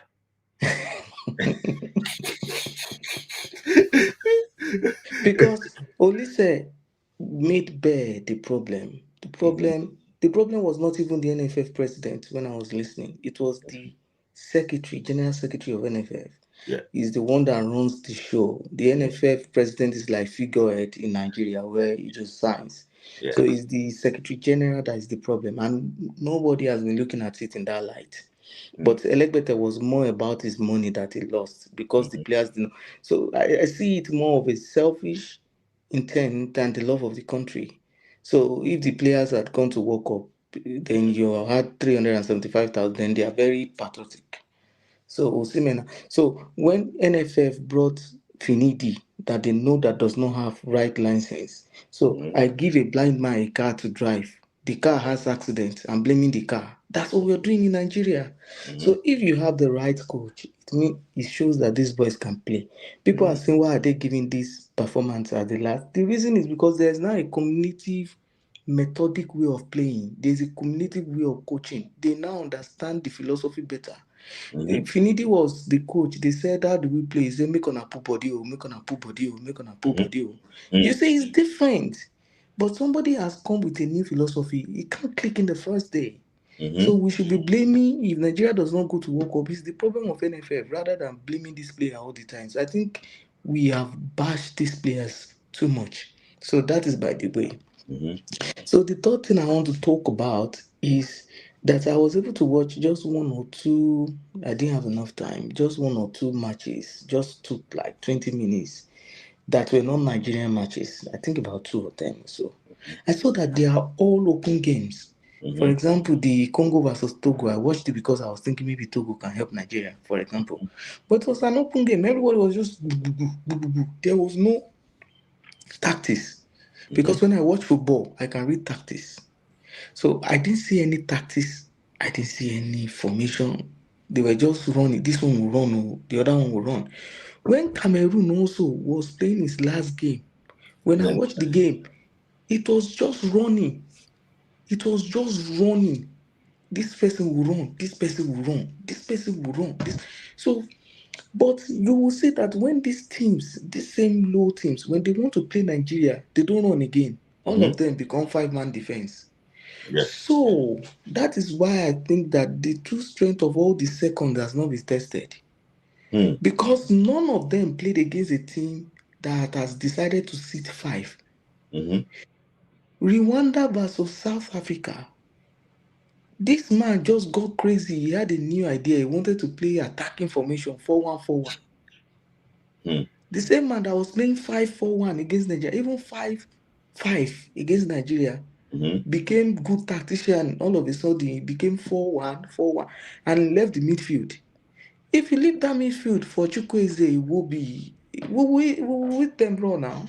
So I think that the match against Gabon, the coach of Gabon too will have learned. Either he has Aubameyang or more. The first thing is that all of them they are going to stay back. I told one of my friends before during the saga of Osimhen. I know you know that I supported Osimhen going to Galatasaray, and I said Galatasaray is the biggest club. I said the first advantage Osimhen gives any team he plays in, is that the defenders in the opposing team do not come beyond their center half. Yes. Because they cannot just try it. If you lob any ball ahead of them, Osimhen has scored.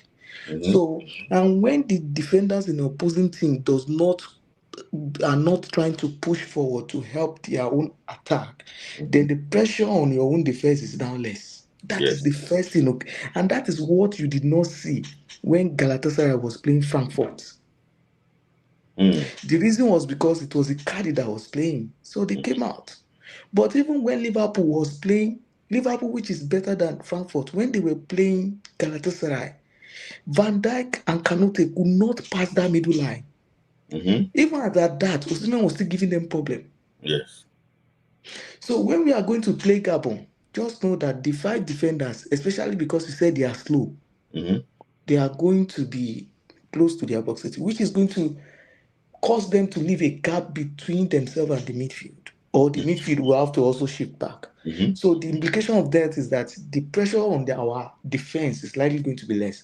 Because if Aubameyang and the next guy decide to move forward, then there's going to be a gap in between that they can intercept the pass anyhow because they're not playing course. Yeah.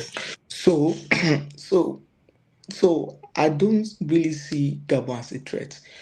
But I'm not overconfident also. I'm not saying that they are not a good side.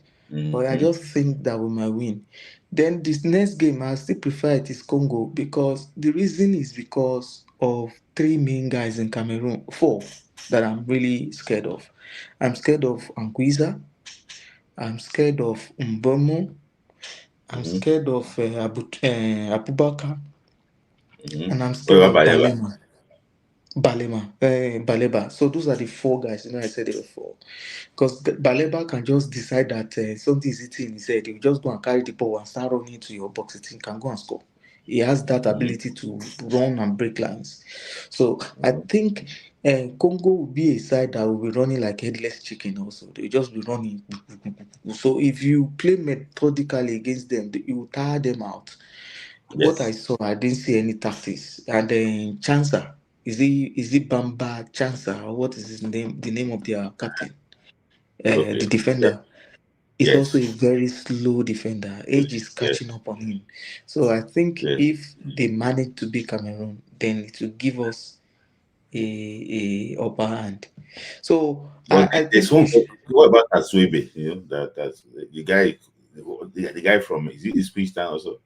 I know that they have Aaron Wan-Bissaka too. Aaron Wan-Bissaka will be running on the wings now. Yeah, and Simon, because we don't have Simon, any yeah, choice now. They will be treating themselves. But yeah, in that middle of the pack, Osimhen will find yeah, more joy. He will find more joy. And I don't think their keeper will be as good as Onana. Even though yeah. Onana has his errors, I don't think their No, keeper is Pesa is very good though. it's better than Onana. He's good though. Onana is more exposed now. Lala Pesa has is played very in good. He's higher. part of the community that changed nationality. He's very good though. Pesa is very good. Okay, Honestly, okay. Onana is good with Okay. his feet, but Pesa is very good. I just Noah, think that there's Onana one will boy have an called edge. there's one boy called Noah Sadiki. He plays for Sunderland. He's a very good feet controller. In that Congo. Congo, Well, yes. but I'm not saying they are not good, but what I'm saying is that there are all these second-hand coaches that Africans like to get that is coaching them. You go and watch their game very well. Hmm? You will not be able to see tactics. When you watch European teams, you will see a pattern after 15 minutes. You will see that okay, they move maybe from the left and they take it back to the right, or they move from the middle. You see, but when you watch these guys, they just run and run and run and run. So that's why I think that Yeah, yes, Nigeria we may have a chance against them. I hope we do well, yeah, and I think that people should look beyond just. I'm not saying that the players are the best thing after jollof rice, but when you don't pay them, yeah, you use bad jets to carry them from South Africa, yes, scare their life, and the you don't send scouts to go and check your opposing team. The grass they play on is bad, and then we say, "Yo, you are not committed." Nobody is saying that the general secretary of NFF is not committed, yeah. but it is Osimhen that is not committed. You It's see, it's you bad. see, it's very crazy, very Very good. crazy. Yeah. So I if understand. and I'm not the one that told Elegbete to go and put all his money in football. There are other businesses. So you cannot, Yes, because of your money, yes. destroy other people. The guy Uh, is always poking down on the yeah, footballers, and yeah, I think it's bad. If it's he's bad. listening to this program, he should know that it is very, very, Very very good. bad. Yeah, And he I talks as if, is you say others are arrogant, but you talk arrogantly bad because you lost money. I'm sad that you lost money. It will yes, have been good if you have money, yeah. but you should not, because of your money, Well, I am pay to talking. other people back. I don't agree with that. Yeah. All right, thank you, That's sir. Thank you for your time. Yeah, really, all no, right. really enjoy the conversation. Thank you. Yeah, all right. Yeah, Bye. thank you. Yeah. So that's Mr. Michael. That was a very good conversation. And people say that Isabi. Yes, I can tell you that I always enjoy also listening to him too. Very good communicator. So I have Ombueri next. But I want to bring Zizo, but Zizo camera is not on. So I'm gonna bring. Okay, it's on. Okay, Ombueri and Zizo. So I have Kola and Yusuf. No, Kola and Damola next because Yusuf is busy. So after Zizo and please be fast. So I also have Mr. Tayo, and Collins from Germany, the German machine. So let me bring Zizo. Brother. You just say you're awful.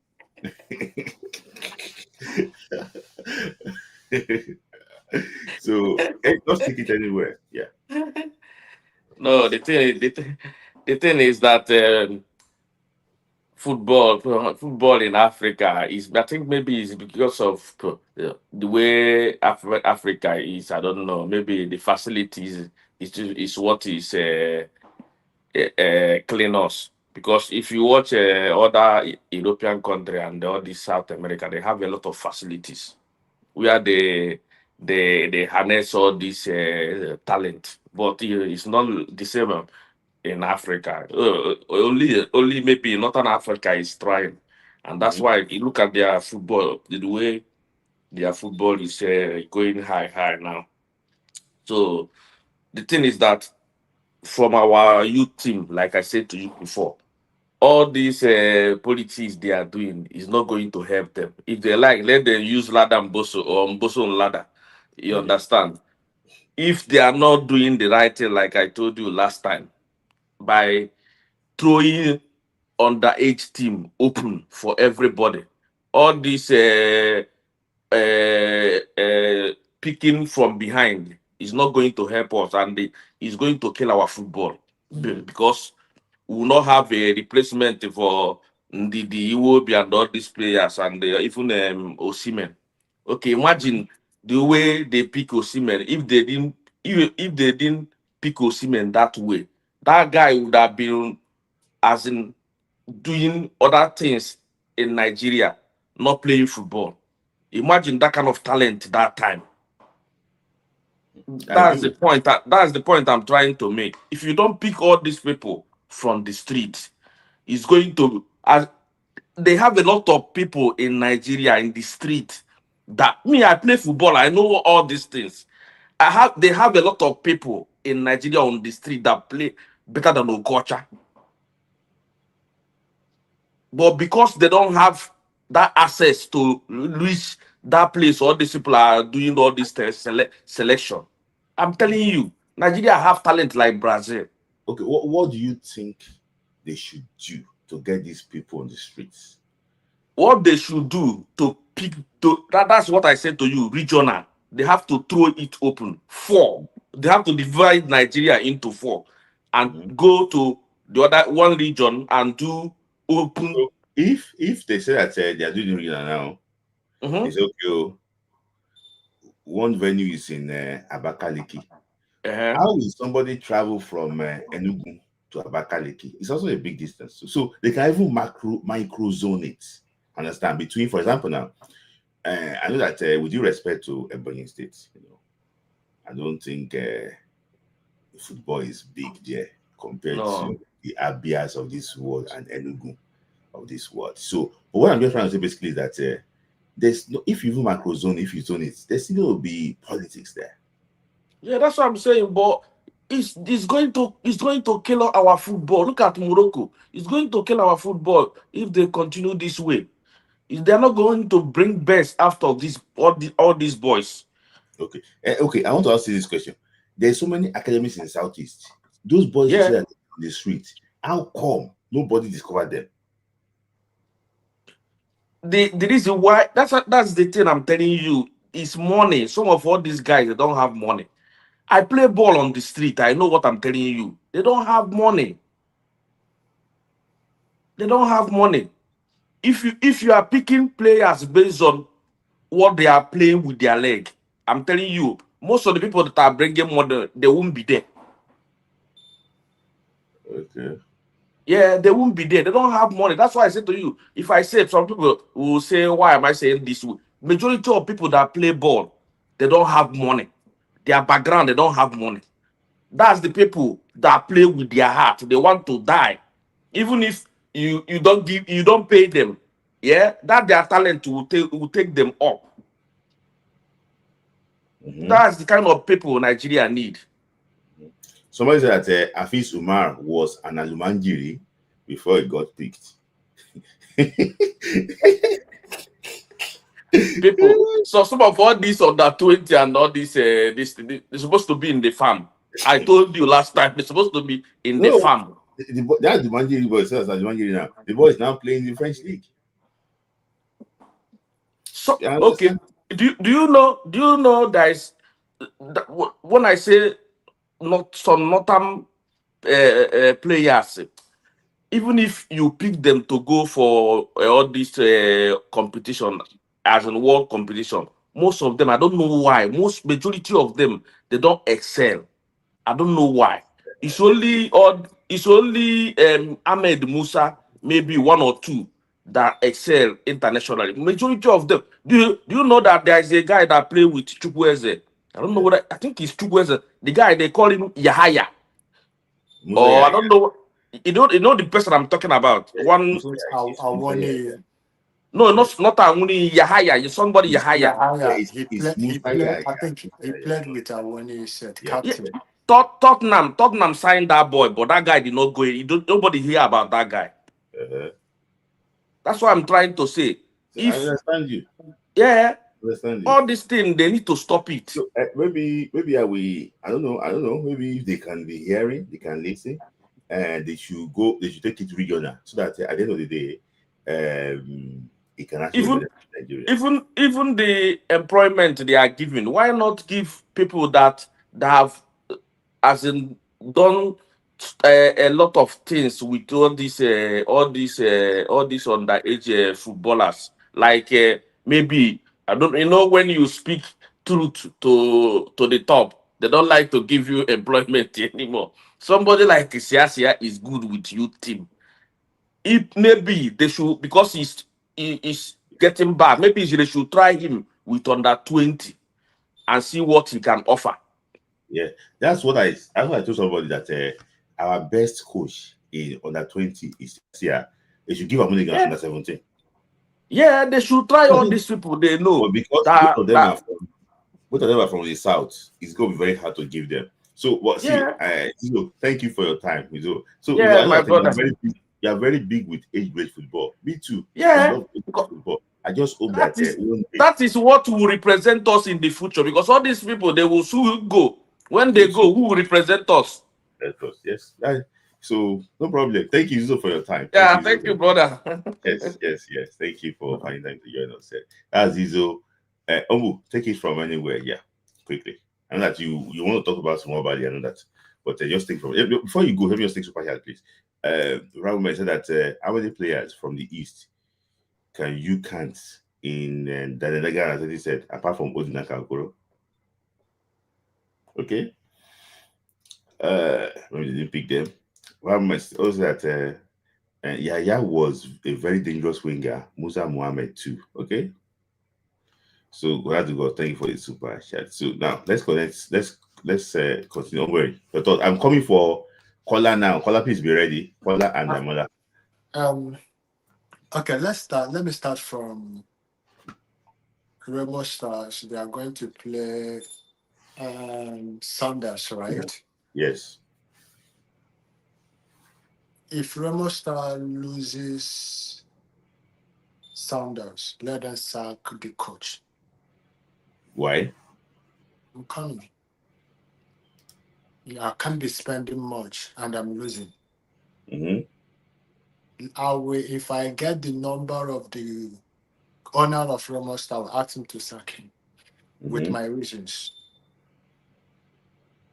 One, about 7 players from Remo Stars play the Chan.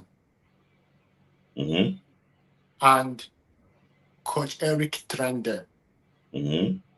And those 7 players or 8 players, they are still with Remo Stars. No, most of them are not there. How many of them stayed? This guy is not there again. The captain is in Iraq. Sadiq is not there. Sadiq is still there. Sadiq is there. Okay. Who are still there? Ungenge. Sadiq. Check the people that are there. So Sikiru Alimi is no longer there. Tushuku Michael is not there. 3 players, I think, are not there. Mhm. 3 players. How many of them were at were at the Chan? Um, okay, next. I know you're talking about like 7 Yeah. or 8 of them, yeah.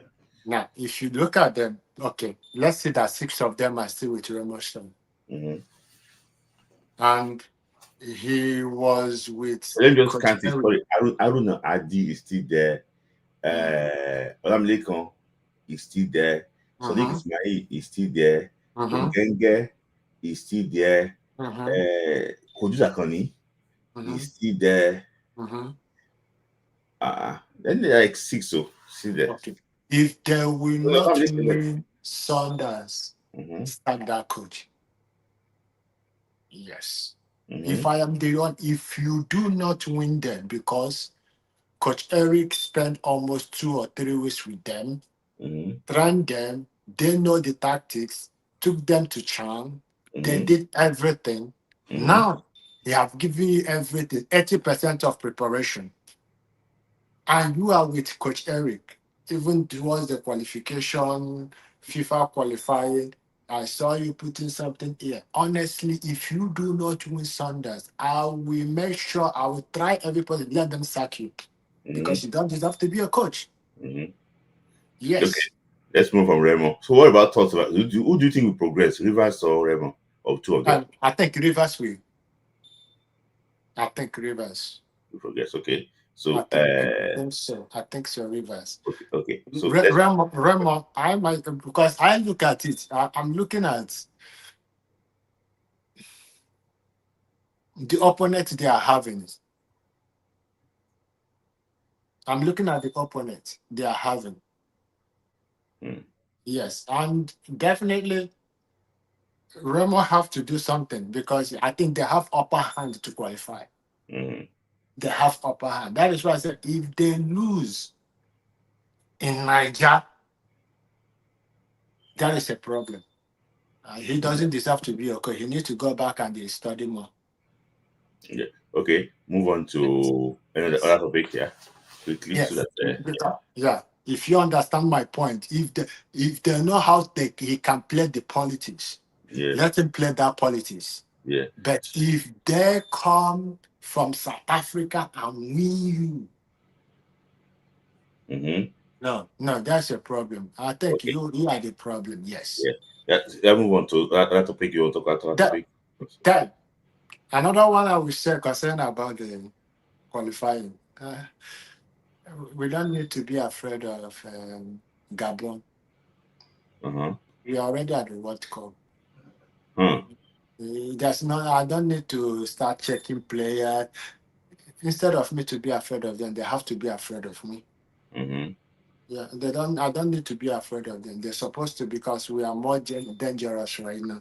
Yeah. And I don't even need to panic. Look at this.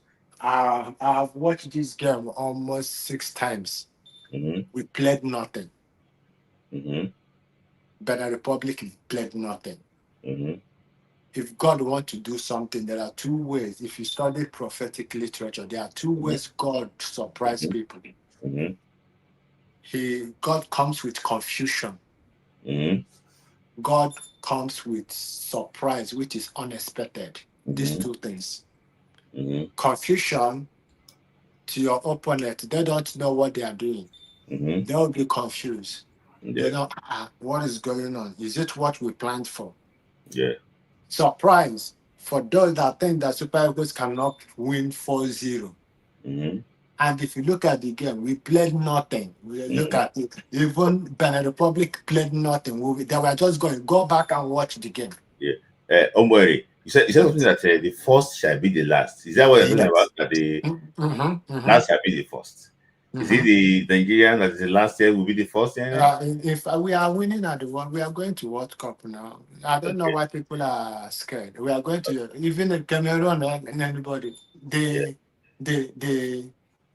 team is now having a plan. They have come together. The team now is like 2013 AFCON. That is how it is. 2013 AFCON. Benin Republic is like Ivory Coast. I don't think Gabon will be like Mali. We are going to play 4-1. Uh-huh. From there, and the end, it will be 1-0 or 2-0. I guess whoever want to copy. But you see this game? Uh-huh. Yes. Yeah. But you see Wabali, I Yeah. think Wabali need a therapist. Okay. He's having he need a grief counselor. Mm-hmm. Grief counselor. Mm-hmm. Is I think if care is not taking them, he might be running mad. He need to, yes, I'm Let telling him you run the back. truth. When you look at him, he Mm-hmm. need he need a therapist. He needs to go to a therapist. Yeah. Yeah. Okay. Okay. Umbu, thank you for your time. A lot of people normally like to hear from you because Yeah. controversy, everything is always loaded. But Mhm. Umbu, I can see that you're watching that game. Try and watch Gabon too, so that you can know exactly how No, they are. Gabon is open. You understand? No, nothing. Let me. Smith. Why are we? That is the way a game is. Don't. Everybody's unique. Mm-hmm. I don't need to watch Gabon Yeah. because if I'm trying to do it that way, Yeah. Benin Yeah. Republic is better than Gabon. Hmm. I'm telling you the truth. Hmm. How I wish that Benin Republic would play Gabon. Hmm. I think I agree with you. Don't look at the people they are playing. Nigeria is something will surprise you. That is Nigeria is something that you will not imagine. Don't Yeah. be scared. Hey, they play these people. Those people are not you. Yeah. That is why my parents, if they're talking, I say, don't compare any Yeah. person to me. I am Yeah. unique. Yeah. Yeah. I agree with you, Umbu. Yes. Thank you for your time. Actually, because I'm just trying because I still have like 4 or 5 people actually waiting, and I'm going to wrap it up very quickly. Thank you, Umbu, for your thoughts. That's Umbu, controversy, everything. Umbu beats it up. So, Kola and uh, Damola. Okay, yeah. Kola. Okay, sorry. I thought I clicked on Kola. So, yeah. So let me stop, Kola. Let me start from you actually. Thanks for joining quickly. Think from anywhere. So, bring Mr. Tayo and Collins next. Then my final set of people will be Mr. Bodiola Tunji and Moses. So is it Moses Bliss or Moses Ma? So which is he the singer? Yeah, I don't know. I'm just winding him. So Kola, take it anywhere. Okay. Uh, Once again, congratulations Now for every day the you playoff. just For the playoff. But what actually first? Let me take it this way. You see the Remo and the CAF Champions League match. If we draw the match, if they lose the match or they draw, I'm not going to blame them because compared to the people, the set of players they are playing, they are international. They have more experience than them. So, when it matters, experience come to play.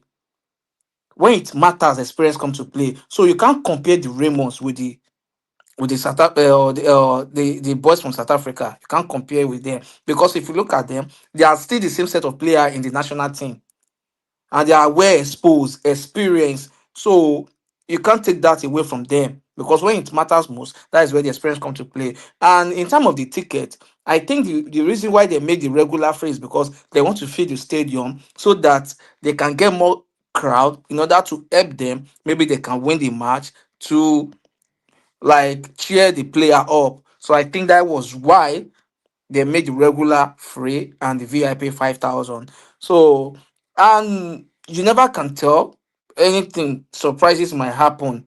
So now back to in time of the coaches under 17, under 20.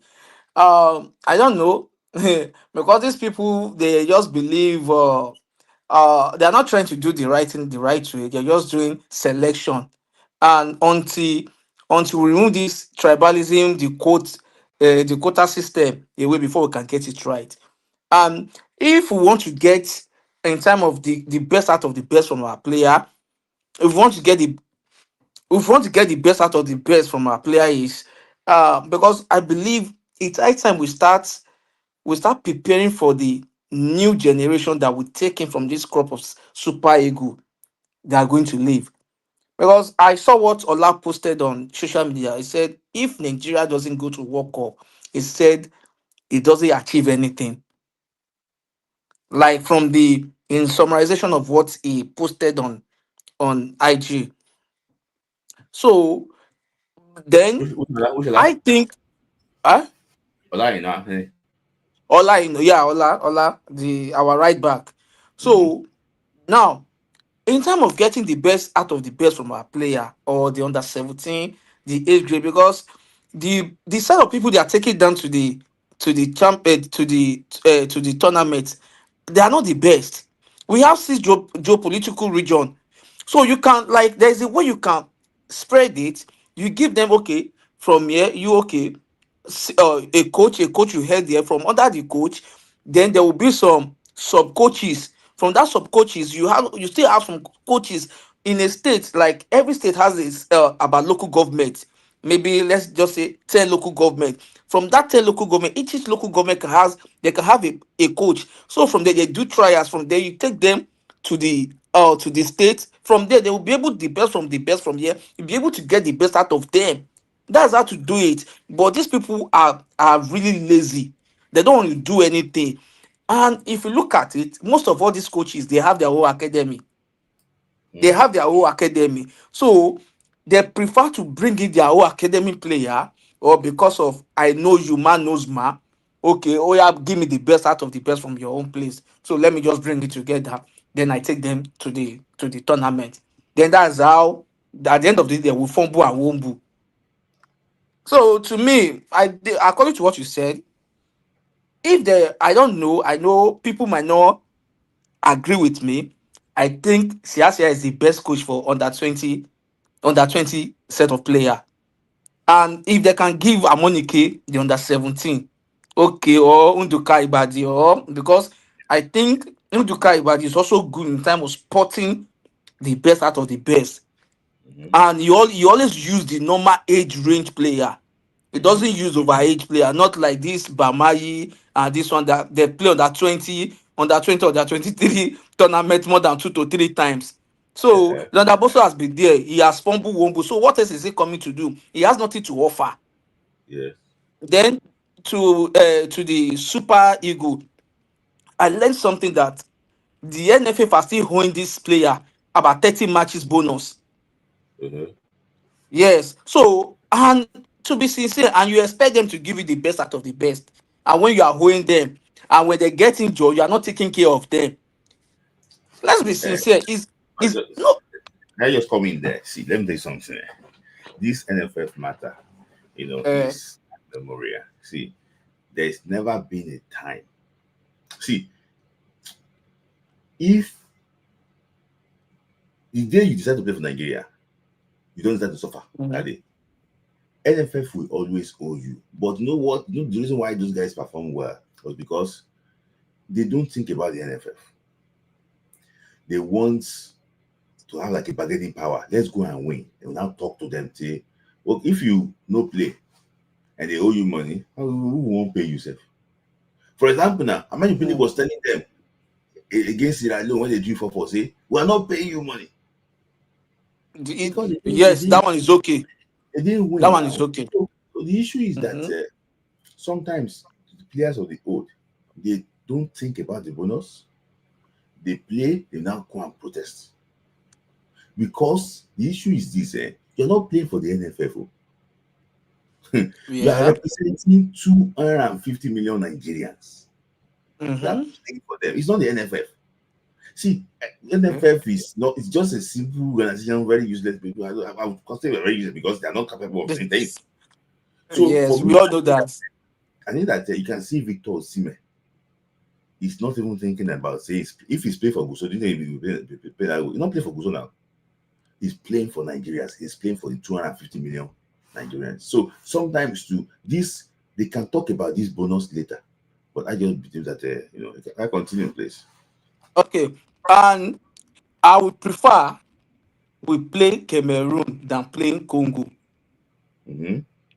Because the devil you know is better than the angel you don't know. Because Congo, DR Congo will be really, really dangerous to play If we with. beat Gabon. Yeah, if we beat If we Gabon. beat Gabon. Yes. And that is if we beat Gabon. And Gabon also will be very trickish. It's going to be a very trickish match. So they need to do their homework very well. Yes. And I hope and I pray that all the players are fit without having injuries. And I hope by then this guy should be back there, Raphael Oyedika. And I just hope so. My most important worry or my worry is if Osimhen is not available, who carry the horse? Who's going to carry the ship? Nobody. That's my worry. Nobody. So when chips are down, who's going to carry them? Who's going to steer the ship? This guy that would have steered our ship very well is having nationality issue. I think that he might not be scoring week for his club side in Italy, but the boy I think understands African football very well. That's Gift Urban. But the issue is that is nationality issue. Yes. I just hope we can put our house in order and get it right. Yeah. If we can put our house in order, and also they need to talk to the players, sack them up very well. They need to sack them up very well. If we are able to sack them up very well, we're going to get there. And this guy of a guy, I'm just being worried about the guy. The guy is very arrogant. The ego is there. He doesn't want to accept when he's wrong.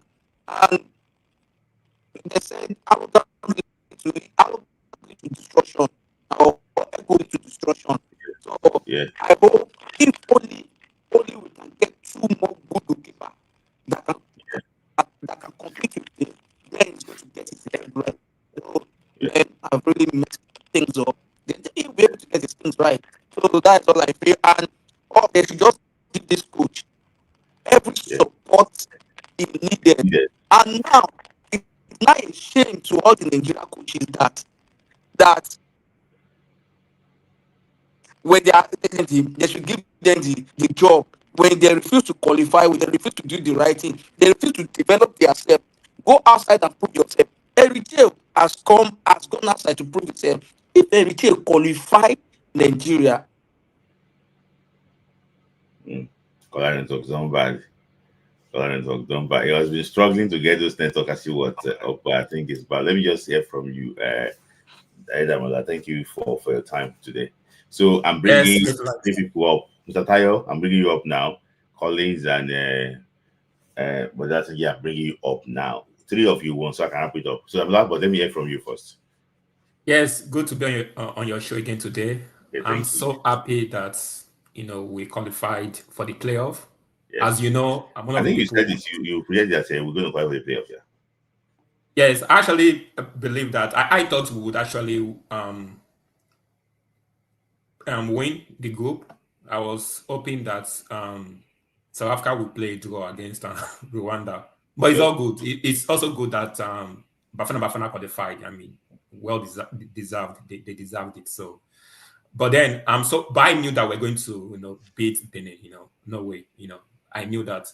So I'm so happy. I'm so excited. I'm one of those that believe that Nigeria will go to the World Cup. I still believe it. Everything happens for a reason, and this road, even though it is a very long road for the Super Eagles, it's going to help them to build a chemistry. And the team that qualifies from this playoff will do well in the World Cup. So let's look at it from that angle. I know that even though we qualify for the playoff, the haters are still 18 the Super Eagles. You know them.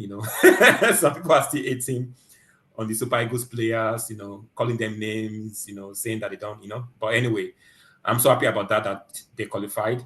Now, I want to say something, and which is the lack of education. When it comes to the media, African football. The reason why I love watching your show is because you educate us a lot, and I'm so happy about it. A lot of the things you were saying 3-4 months ago, some people are still catching up, they are still arguing. So, some people are still arguing, right? Yes. How did they make it? How did we make it? Yes. And with this show of Burkina Faso, if you see how the players have been behaving, I don't blame them, but it comes down to the lack of awareness of how things are being done. There's a precedent, right, that this has been done in the past. But I think the problem is that it was not done. This is the first time that Africa will be producing like a second best team, right? In Europe, they're already used to it, right? So I think maybe FIFA or CAF should have brought out like a circular, like a memo openly You know, we know that this thing was going to happen. Like maybe they should have been more open to it about it so that people can know, you know, to avoid this confusion. Because even the Nigerian players, no. But so if you go on CAF websites and you check all the competition guidelines, what's there? Go and check the CHAN. Go and check the Africa Under-20 Championship for men. Okay. Go and check everything. But the issue, that circular in March was like a reminder. Oh, it was okay, I see. Just a reminder that don't forget to, you know, because you have what? The competition policies already. That's already there. Okay. It's already there. You cannot go against the rule book. And, you know, I saw some people on international platform calling Nigeria the F word. Yes. That I was so surprised. That I'm good. Yes. So someone even called Nigeria the Nigerian mafia, and Nigeria is the one behind it, you know. And even some Nigerians are believing it. You know why? Because you see, that's why I hate ignorance, you know, with a passion. You know, if you cannot educate yourself, just keep your mouth shut. That is how it is, you know. But people keep pushing this narrative that, oh, maybe FIFA did it because they want Nigeria to qualify. Nigeria needed to win 4-0. I knew that, you know, before the game that we needed to. So, okay, talking about the game. When the game started, right? Remember Nigeria scored in the second minute? Yeah. Suddenly, Nigeria was on top, right? Nigeria was on top. The moment I heard that South Africa scored in the 6th minute against Rwanda, I knew that we needed to win like by 3-4 goals. I knew that like minimum 4 goals. I knew that already. Yeah. But I'm not even sure if the Super Eagles player knew that at that time, you know? And that's another thing as well is before you play a match, you must know the permutation of what you are getting yourself into, you know? And maybe that is the reason why someone like Iwan Bali was taking so much time. Maybe he was not aware of what was going on, you know? And this takes me back to the lack of awareness and lack of education. I think it's important. Maybe they should employ you, Smith, as the media officer of the Super Eagles. Maybe they should employ you. Maybe you should become like an analyst, you know, with SuperSport or something, right? Maybe you should let people know these things, you know. So, and that takes me to the issue of hold on. Somebody said that you know, when I discussed about the 3-point deduction, somebody said on a big platform, say it can never happen. I know you are talking about. I know the person you are talking about. So just I'm just trying. And even that one is still 18. You know that guy is still 18 to today. You know, and the problem is this, yeah. You know, this 18. Sorry for taking your time. This 18. I think there is a bigger thing to it, because maybe I saw some big people in the media. I think some of them don't want the NFF tenure to continue. Oh, but I will just assume, because that's the thing. Smith, the amount of hate I have seen, even from Nigerians, against the Super Eagles team is so bad. Like they're still 18 on the team, even though we've qualified for the playoff. You know, so I just hope the Super Eagles team will just continue, you know, keep that, like, just maintain the focus, you know. Now that takes me to the issue of Iwan Bali. I think Iwan Bali, maybe they need to get him a psychologist, speak to him. Now, the coach, Eric Chell, knows Iwan Bali more than us. We don't know what is going on. We don't know the full story. But depending on what is going on, if Iwan Bali knows that he cannot put in the 100% focus, then it needs to be dropped for the next match.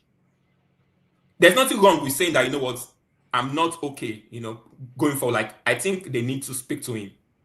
Because in the next match, the main thing for me will be our defense and the goalkeeping. Attack is not a problem because we know that the Gabonese defenders are slow, right? But now our own defenders, in Wabali, if he knows that it's not in the mental frame of mind, I think he needs to be on the bench and maybe they should play Okoye. We'll see if Udinese will play Okoye going forward, because I think his ban is over, right? So let's see if Okoye will play in Italy in the next 2-3 weeks. If he plays and he performs well, maybe Okoye should start for us, because there's going to be VAR, right? We cannot. This is not a time. I think Iwabali got away with red card. I'm sure you agree with that. Exactly. Because he was beating up all the players. I've never seen a goalkeeper beating up. It was the way he was. The way he was. I'm like, this WWE SmackDown. The way he was beating up the players and everything. That will not happen in the playoff. So the thing is that, and I like Chell. I think he's one of those guys who is not scared, like Keshi. He's not scared to bench you. We cannot, because this is not a game whereby first leg, second leg, So they need to make a choice whether to play in Wabali or Okoye. Now with the defense, I don't think we should start Benjamin and Bassi in the center for that match. I think Benjamin should stay on the right.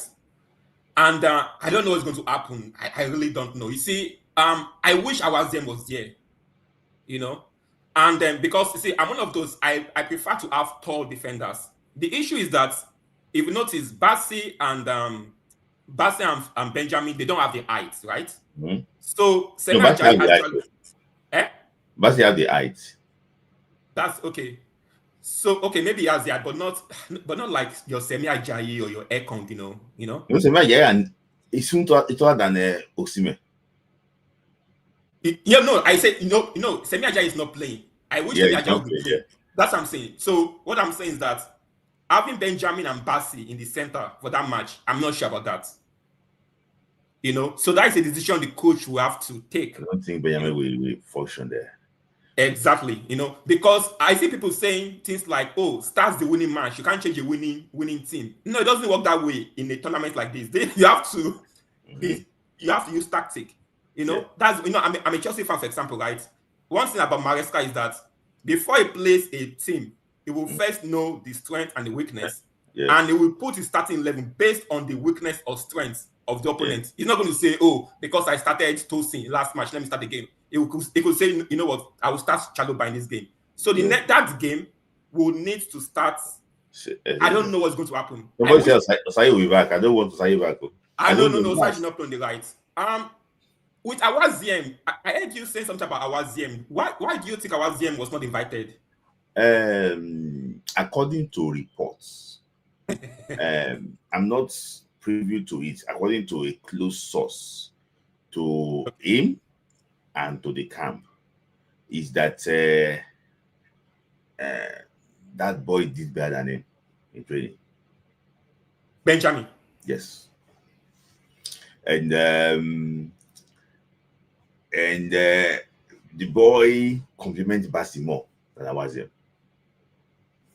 So the coach doesn't have any option, and the coach have seen the boy before, So that don't forget that Awaziem even got called up because of that French connection. The coach is French and he was So I think there was a game that the boy wasn't dressed. Awaziem, I think that was one of the things that was come out. I know that he's big. It's just the national team. I won't lie to you. Benjamin has never. You can't say that he did anything wrong now. That the boy will just say, "Okay, you want to put him on the bench." Nigeria will cry. So I think it was. I think he was invited, and I think that he did not want to come. Oh, okay. That I was going to get there. So that means he was probably invited, but he refused to come, and that is the thing. Lack of discipline. Because if Ekong, I thought. I'm not saying that he was so. I see that that was rumor, allegedly. Okay. I don't have money for court, allegedly. Yes. Okay, yeah, we don't know. Yes, that's fine. Allegedly, we don't know. Okay, we'll leave it like that. Who do you think should play in the center then with Bassi? See, that is the big question. That is the thing as well. We don't have the answer to that. We don't have the answer to that. Maybe they might have to. The way things are, the man might risk. But I'm just thinking that if Benjamin stays with Bouanga, Benjamin will do a good job on Bouanga in the right side, because that is the where side. See this is what they do. I can tell you. I will say I'm going to bring it out later. The Bouanga guy will cross the ball. Aubameyang will run the blind side of the defender. Blind side though, he will stay on blind side. He knows how to stay on his shoulder.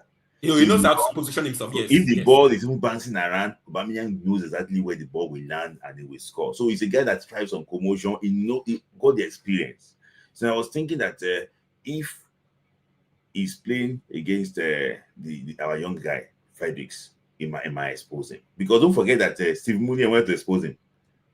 He got to a stage that he wanted to go and stay where Benjamin is. If you remember, so that he went to be sneaking in through Benjamin. He rather that Bassi and whoever playing our left back will be very tight that day. So I don't think there's any issue there. We don't have issues with the left side of our defense. It's the right side. So because we shall have an issue with the Osimhen Samuel and Ekon combination there against Zimbabwe, the two of them messed up the whole thing. So I think Aubameyang will be looking at that area so that he can snake in that area. He will be looking at, okay, they're no experience. And I want to ask you this question before I actually let you go. Yeah, no problem. There have been issues about some players coming to play for the national team when they have made a World Cup. So now that we have a playoff, do you think the coach, if Adarabioyo is ready, do you think the coach should risk him? Or if the boy does not play this playoff, do you think he should ever be considered for the national team? I'm so happy you asked me this question. You know, I was going to even talk about this another time, and I'm glad you asked me this question. For this playoff, because it's an African playoff, they should not invite Tosin. Because Tosin has not been exposed to the African platform yet. They should not invite him at all. No matter, I don't care the pressure. Even if he comes out and says that he has a Nigerian passport, he has 10 passports, or my grandmother is the ideology of something. No, they should not invite him for this African playoff. But what they should do is that Tosin should be invited for the AFCON.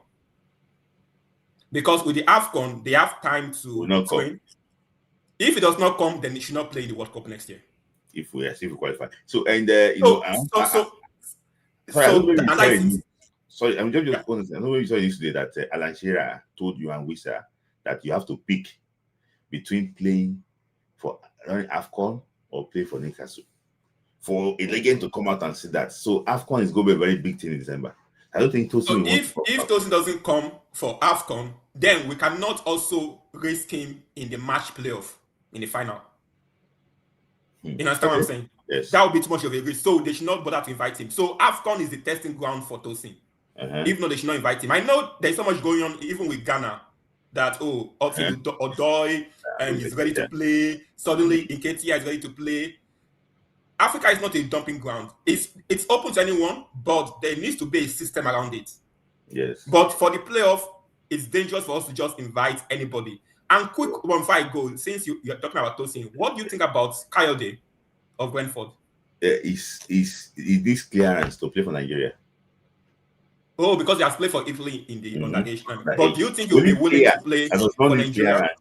The only player that does not need clearance is Ahono. I don't know if you know him. The boy that plays for Atlanta as a left center back. But this we are already covered. That boy, the boy is not even eligible to play for Italy now because of the boys. That's what I'm saying, that's not eligible yet because the boys' passports. So that's it. Thank you, Damilola, for your time. Thank you. Yeah, so, no problem. Thank you. So you can take it anywhere. Let's. Okay.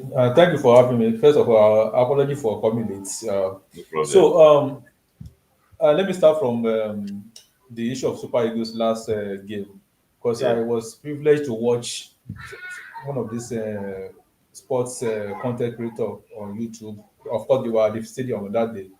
So, and I think when Super Eagles were leading by 3-0, there was a false alarm that Rwanda had equalized 2-2 against South Africa. Perhaps, in fact, if you, I wouldn't want to mention the name here. It's on YouTube. The guy was giving blow account of the match from first minutes to the full match. When at the point, yes, I think there was a false alarm, among the spectators, and it's like maybe that was what actually got to the player on the field. We are good to go with 3-0, because I wasn't surprised when Osimhen was brought out. When I thought we still need one more goal now, why did he remove it? It was Osimhen. I think he wanted to leave because probably he was tired. But I felt the only person that can give us the goal was Osimhen. That was when he was taking off. Well, maybe I thought so. Thank God that at least we were able to get that goal. So that was what I watched. I got to know that there was the first alarm that 2-2. People were like, is it 2-2? 2? No, so we got to know that later it was 2-0. And for Nwabali, I see this thing in Yoruba panel. They say that if you have not made it, if you have not got money or get to the landline, the character you are putting on is not yours. that probably you're a chameleon. I say use another person's character until you have got some money and you have not, you think you have landed, then you can't show your true color. And character is like, they say it's like a smoke. Uh so some people are giving excuses that maybe because he lost his parents, etc. That's why he's doing that. I don't think it's that is. I think that is his character. Only that he maybe pretend. I think he came in with pretense as if he's someone who is good. I think that should because I recall that during the last AFCON, he had some at the point he had an injury, and then so was one of those journalists that covered MPFL said that he knows Yohan Bali from MPFL that he's good to come back. Sometimes he can pretend to waste time. Said so. Eventually, he stood up. So he used that to while away time, to waste time. So that has been his character, and people are just giving excuses. I I think recall. that you are right. That person was So that when he was in Kasan United. yes, that it's okay. That they know him very well when he was in MPFL. So it's kind of his character. So you'll be surprised because we didn't actually focus on him that time.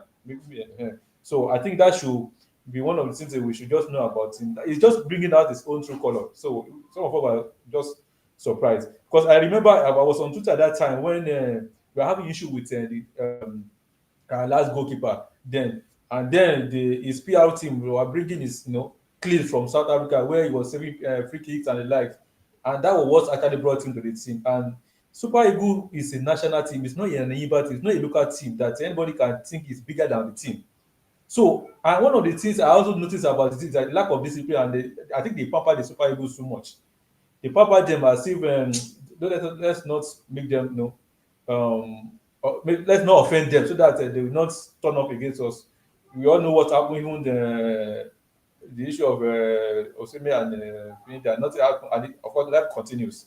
So that is that. We should not allow the discipline should be in that team. Yes.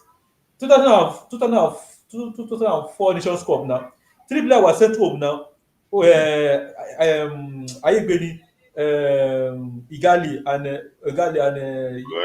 Babayaro now. It was because of indiscipline. When we lost against Morocco, and the following time I heard that they went for a party or thereabouts. So No, what has I know that I had the chance of like asking Yakubu this question.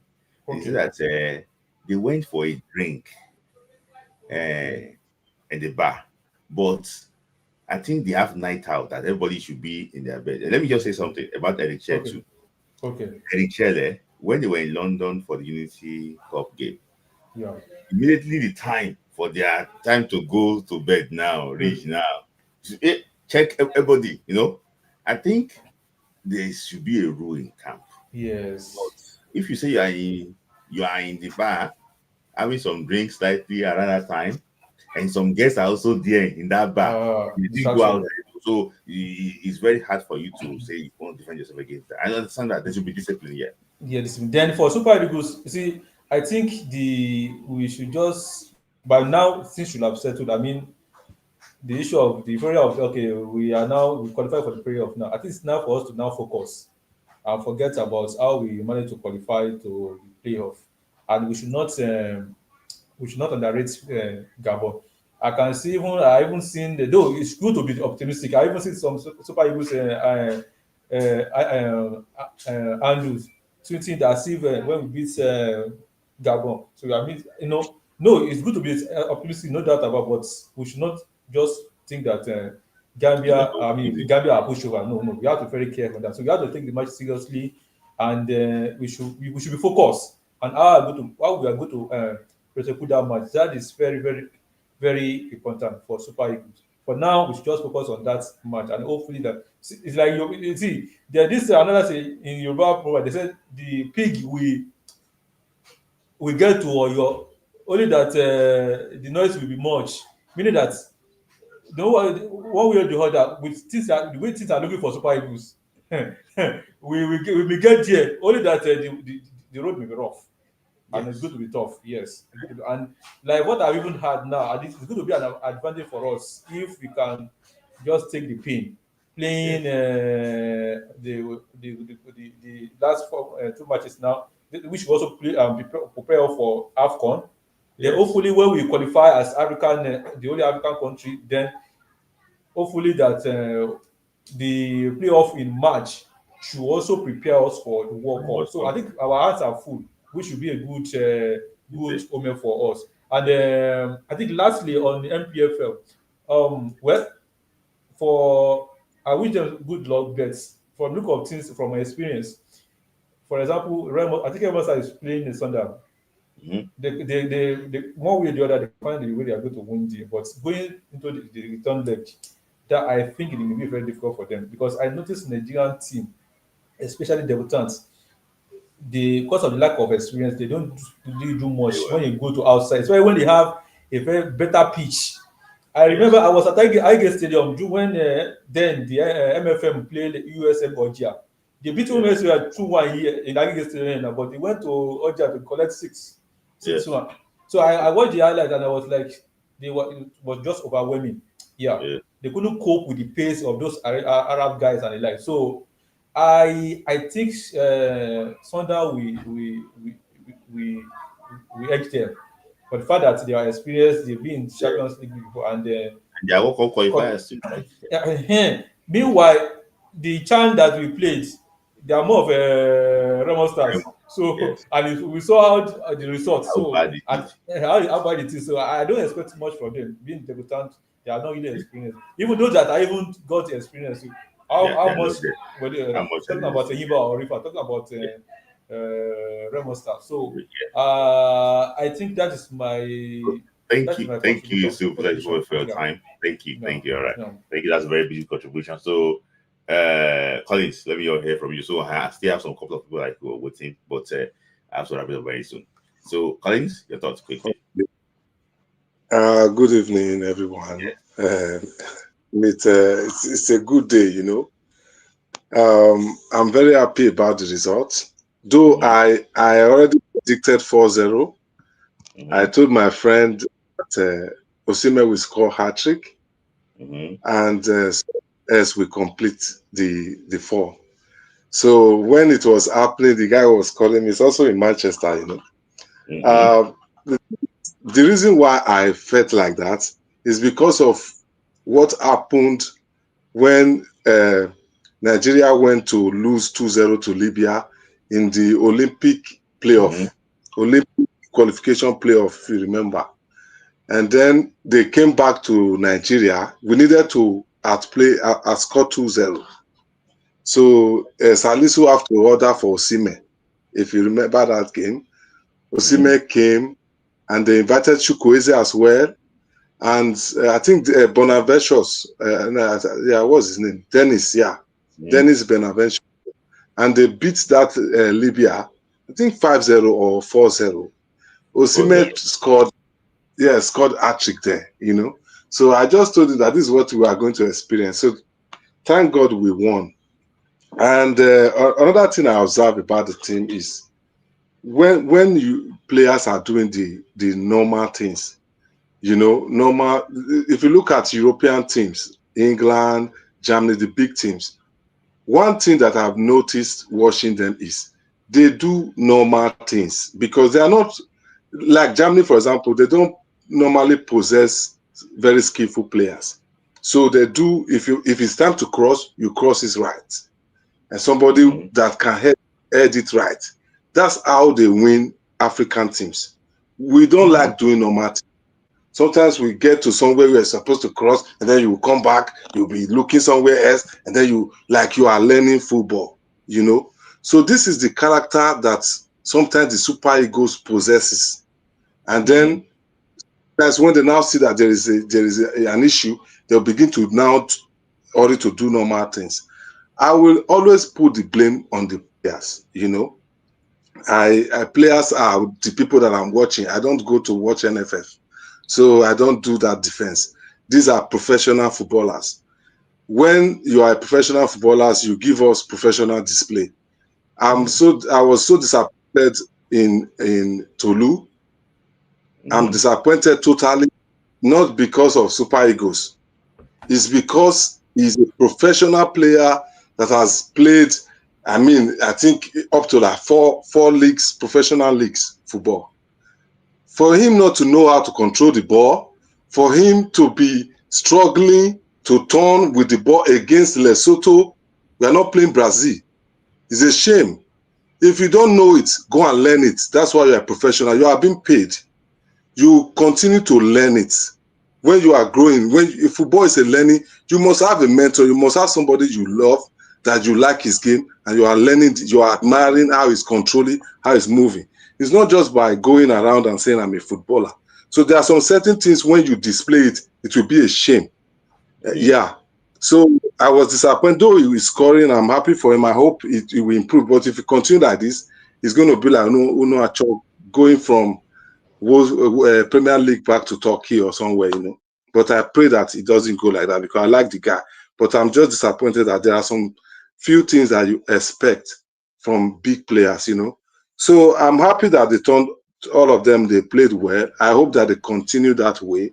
And normally the coach too, because the last episode you did, I didn't came on live, but I rewatched it. And somebody, I think it was Mr. Didotun, was talking about people saying that Lukman didn't play was a blessing.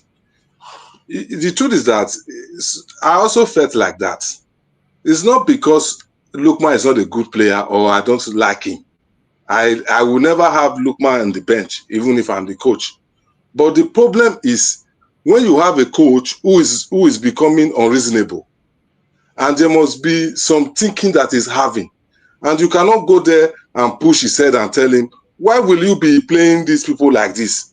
So something will now happen that he will now play a normal situation, and then you will not be happy that, thank God. Because whenever he's bringing Lukman back now, I think he's going to replace Akko Adams. And then the team will be fully completed. You understand? So bringing in somebody to come and pair like Tolu, to pair Osimhen, these are errors that causes the game. It's not about will come and be beating around. It's not the whole players. One player error can cause the game. One mixing up.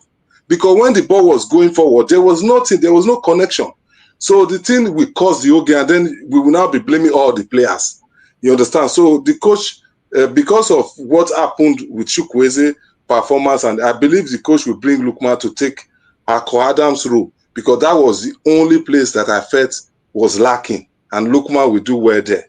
You know, going forward. Yeah. You know, then quickly about the defense line, I think Ajayi is my best man right from time. Right from the beginning, he reminds me of Materazzi. You know, if you remember Materazzi of Italian national team. Materazzi, yeah. Yeah, that's the character of Ajayi. And another thing I love about him is his personality. Apart from playing ability, you can never see him misbehaving. He has never been scandalous. I just think that these boys coming from Europe are more disciplined than our people that we have raised. Nigeria have raised, I mean, if you look at the current Nigeria, we have a very abusive system that is trending, where disrespect, abuse, people don't take responsibility. If you talk to me, you know, I know you not get money, reach me. There are a lot of things that they believe now that the nation will need to work on. If not, we will be producing barbarians. If you look at I was watching the last AFCON, a Nigerian took a camera when we just beat Cote d'Ivoire. He was filming the Cote d'Ivoire fans behind them, telling us that, look at them, losers. Just like that. Even if they don't speak English. But you wouldn't even think that some few of them can be hearing you. And then if something had happened to you, or maybe they stabbed you, and then they will say they killed a Nigerian. This is what happened in Cameroon when Cameroon was playing Egypt in a final. A Nigerian that was in Cameroon was being abusive to Cameroonians right in that match, and that guy was stabbed. You know, so we really need to work on this, our youth misbehavior. The character of our own grown players is very different from the ones coming from abroad. Behavior, reaction, you know. So I also so that you think that yeah. You know, see what you have just mentioned down there is a system problem. You know, this thing happened when a person I was mentioning here, when Nigeria lost, when you drew against Ghana and Abuja, this person camera he carry camera. I don't want to mention them again. You know, of content creation, because he brags around the internet that he's the one that is the Alpha and Omega. He went to start videoing the sober Nigerian fans, you know, just because of content. I was like saying that I know that you want to get your news out, but in that moment, people are money. People can do anything. The Ghanaian journalists, then they off their clothes. They ran for their life. And you, because you are people know you now, I don't want to say you be ex-player because people know the person. You will start videoing. I'm just trying to say that we need to caution. If now, like you said now, somebody now slapped him and maybe now collapse on the floor. Okay. You don't say murder case don't happen in the stadium, that they don't ban the stadium, but honestly, if you go to Italy, if you go to Italy, go and see our behavior everywhere here in Europe. It's becoming embarrassing. We need to really work on, maybe from the primary school, moral lessons need to be increased on that. Talking about football, even sometimes people point facilities. I agree, but not that much. Facilities doesn't play football. If facilities will play football, no way Finland, all these Saudi Arabia would have won the World Cup, Qatar. So we should stop giving those excuses. What plays football is quality of your mindset. The other guy said there are players in the streets. It doesn't work like that. There are players in the streets every country in the world. You understand me? So football is not played because you are poverty or you are rich. Football is played because you want to play football. You love the game. Maybe your father loves it. Your brother loves it. You have an uncle that is pushing you for it. Somebody is telling you are very good. You begin to grow, and then you are developing the mentality. You push for it. It's not something that you sit down at home. I have talent. I play in the market square, and somebody come and pick you. So what we really notice that has killed our football is not only we lack. It's not about the talent alone. We don't have coaches. Our coaches are poor. The coaches, what you see in South Africa is not facilities, coaching. It is quality coaching. We have to be buying or maybe going to pick them from abroad, because it's a shame that, for example, a boy from our league cannot trap the ball. He cannot, come on. This is coaching. If you check a school that have good students in Nigeria and you have a school that doesn't produce good students, go to those schools. It's not about the facilities or how they build it. It's about the teachers that have been employed to teach the students.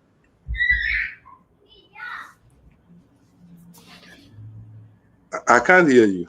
You are mute.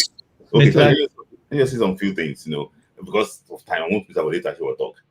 See, coaching doesn't come cheap now. Let me tell you something. Somebody earning 400,000 in Nigeria, how can that person pay for £2,000 training course? How? He's getting 400,000 naira salary. It's not regular. I know a club that pays you for only 6 months in a year. I have to tell you, this is a real story. Yes. The club poor.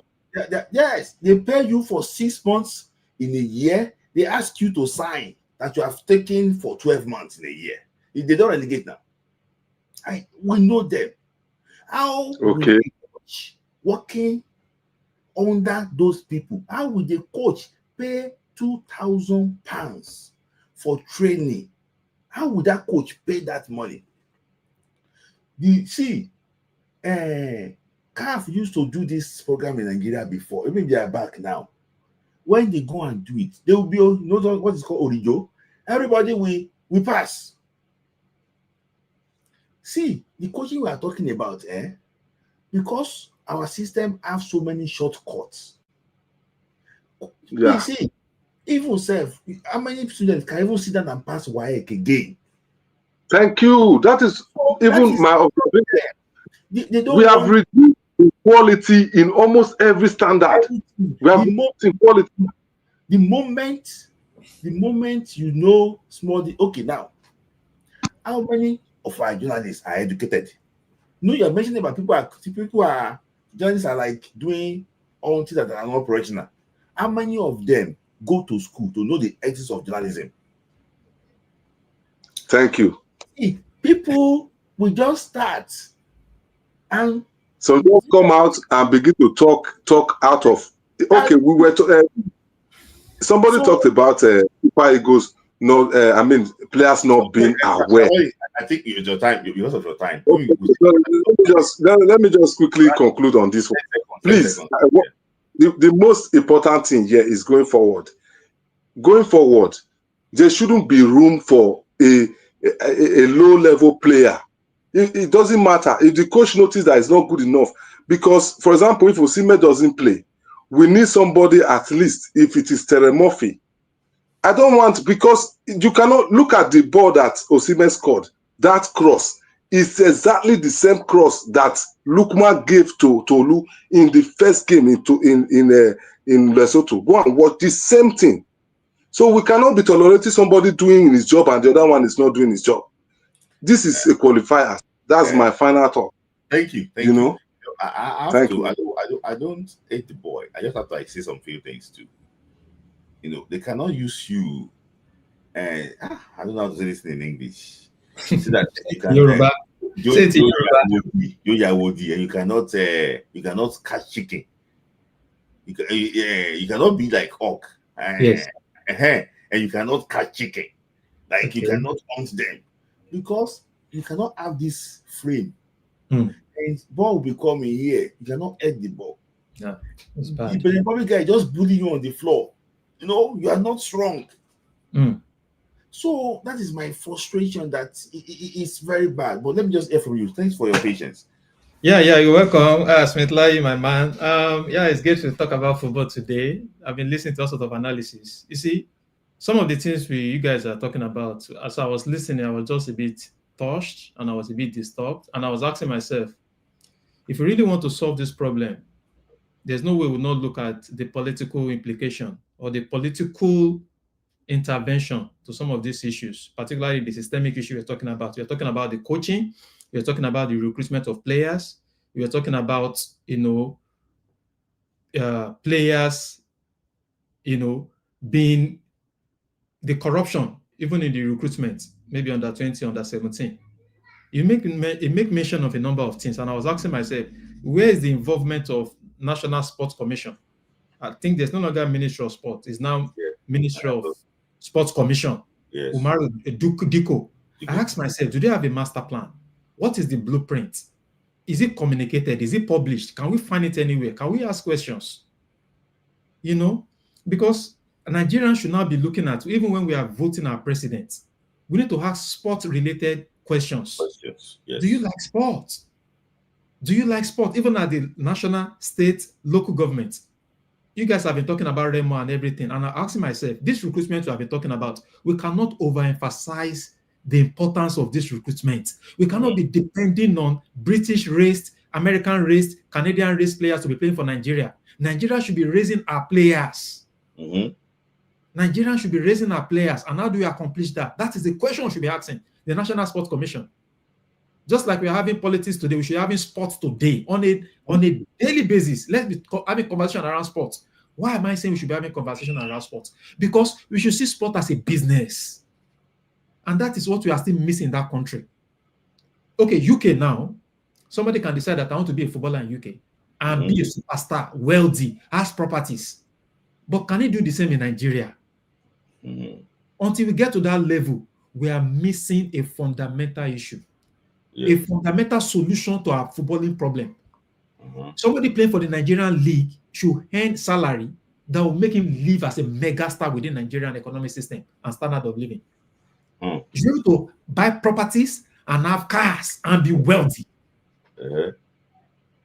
That they will not envy to leave the shores of Nigeria and want to go to Europe before they become established. I live in South Africa for more than 14 years. That's one other guy too was talking about. We live in South Africa. South Africa don't like to leave South Africa because they have to say, if I go outside, I'll be a second-class citizen. And for what? They have power. The roads are great.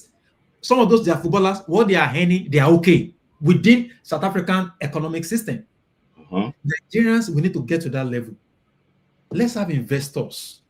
Bola Tinubu, the president, the state governors, the commissioners at the local level, even the councillors, bring in people who have interest in sports. How can we make money out of sports? You guys are talking about, we have academies now who are selling players and making some money. That's just the tip of an iceberg. Yeah. Of all the plethora of opportunities in sports. You make mention of now Remo Star is coming.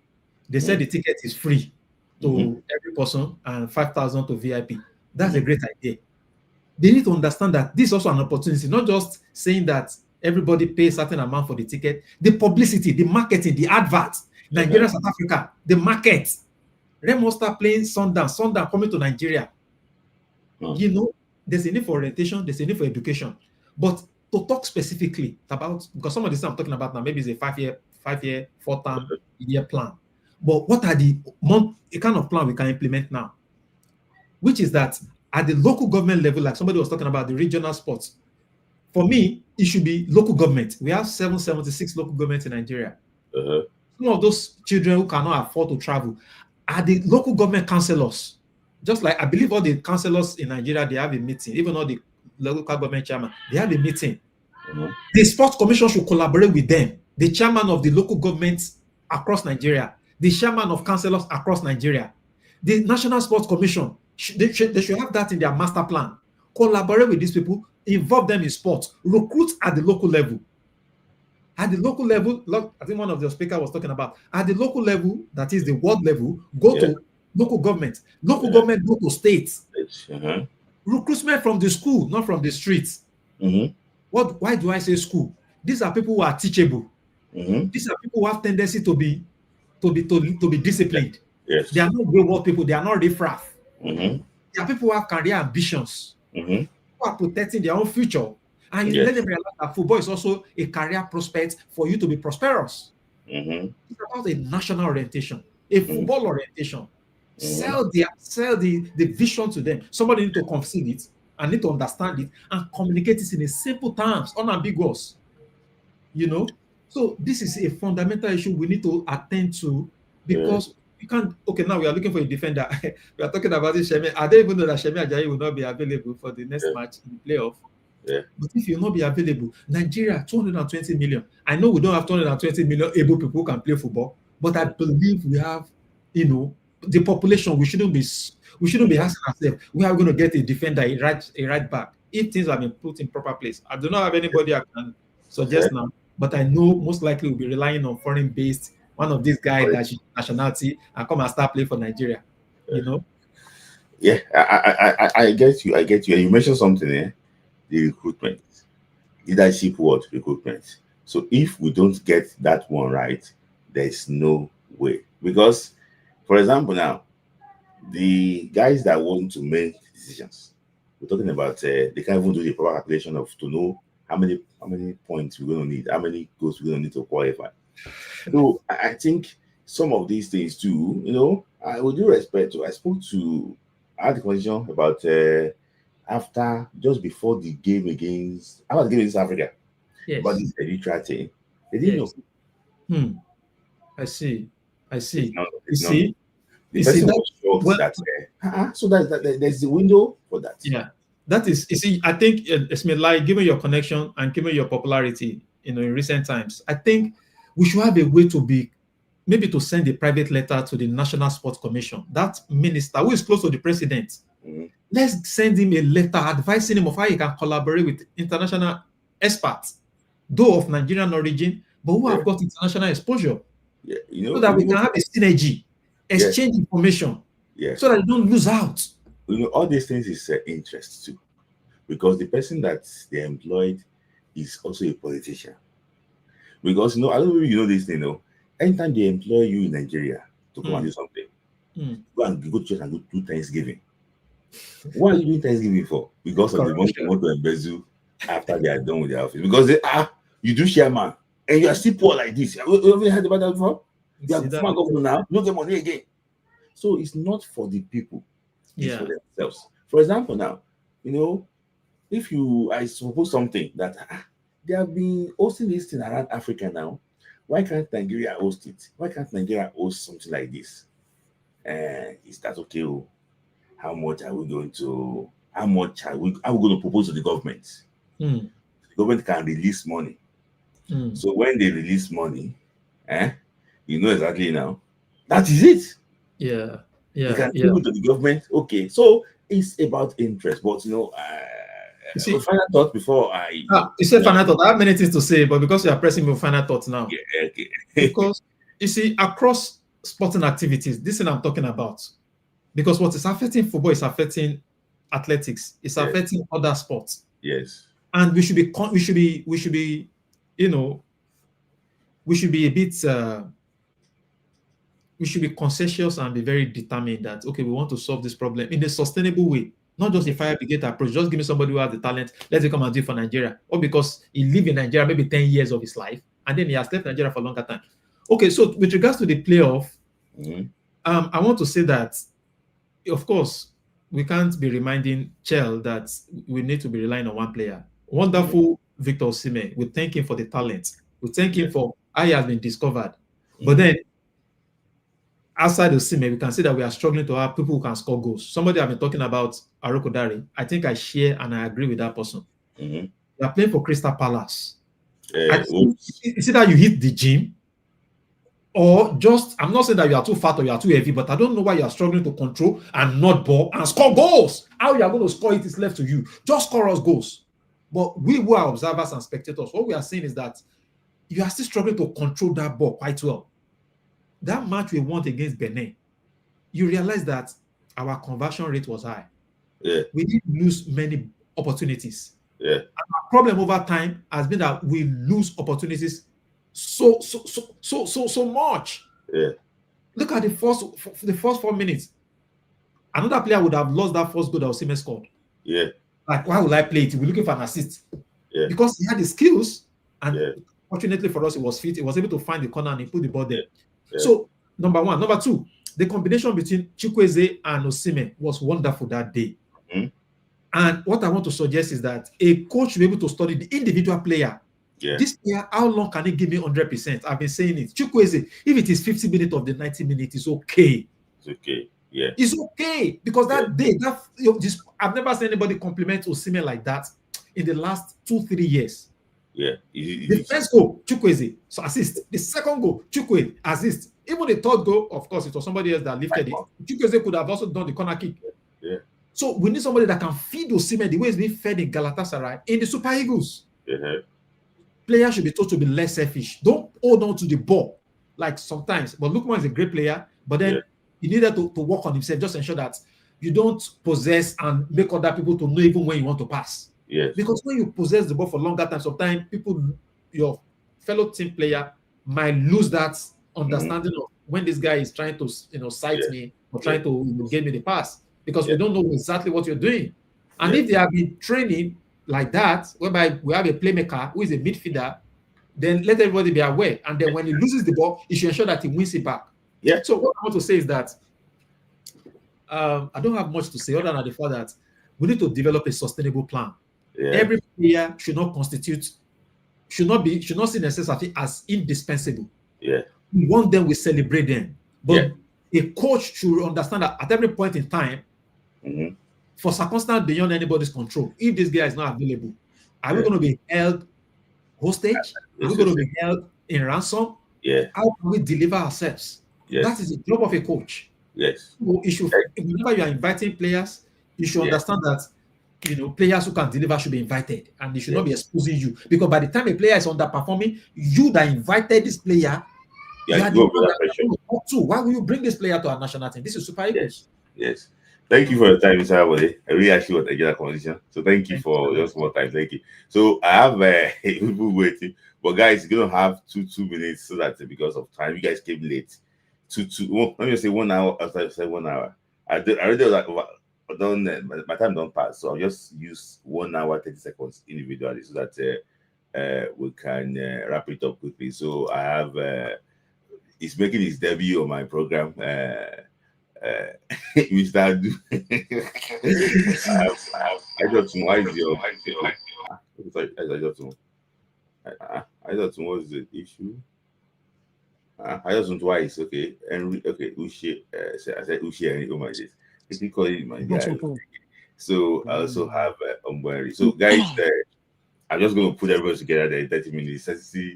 1 minute, 30 seconds. So let me start from Mr. Do your take. Also, my rights because I have to go. I don't overshoot my time.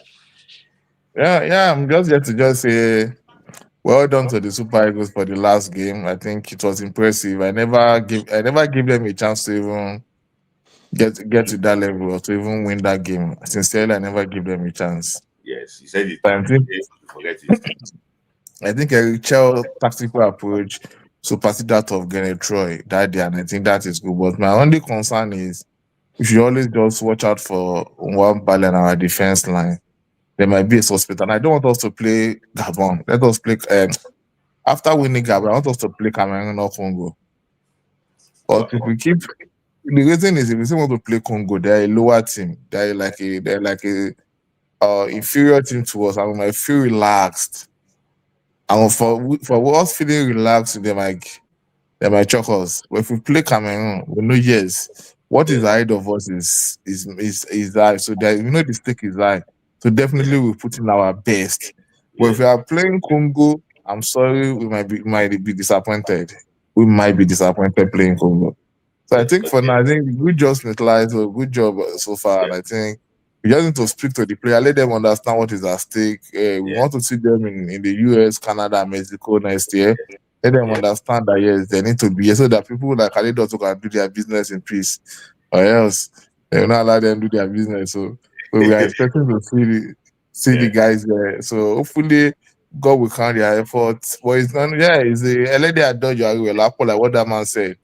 It's the long shot.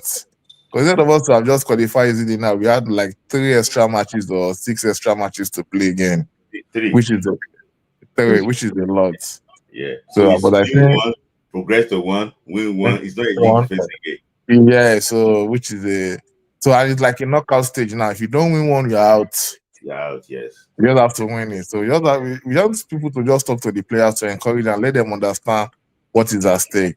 Yes. I think that's all for now. Thank you, Abba. Thank you for your time. So that's making his debut. Mr. Do making his debut from America. So Uche is our Kevin Bassi here. He's been never present, like the World Cup qualifier. So Uche, I know that you believed throughout. You did not shake at all. You believe that the Eagles will at least get a playoff ticket. So let me just hear from you quickly. Yes, shout out to you for the information you shared, especially in regards to the second position. Yes, and I think the But journalists. why are people Yes. saying that the math I was doing then was too difficult? No, it wasn't. I It was wasn't. just it was just a It joke was, actually. But it continues, all right. yeah, because the rules were already stipulated, the guidelines in regards to qualifiers, and it's been used already in Europe. I just think maybe this is the first time Africa is experiencing this. So that shows you like if you want to hide, you remember that adage, if you want to hide anything, if you want to hide anything from an African man, put it inside a book.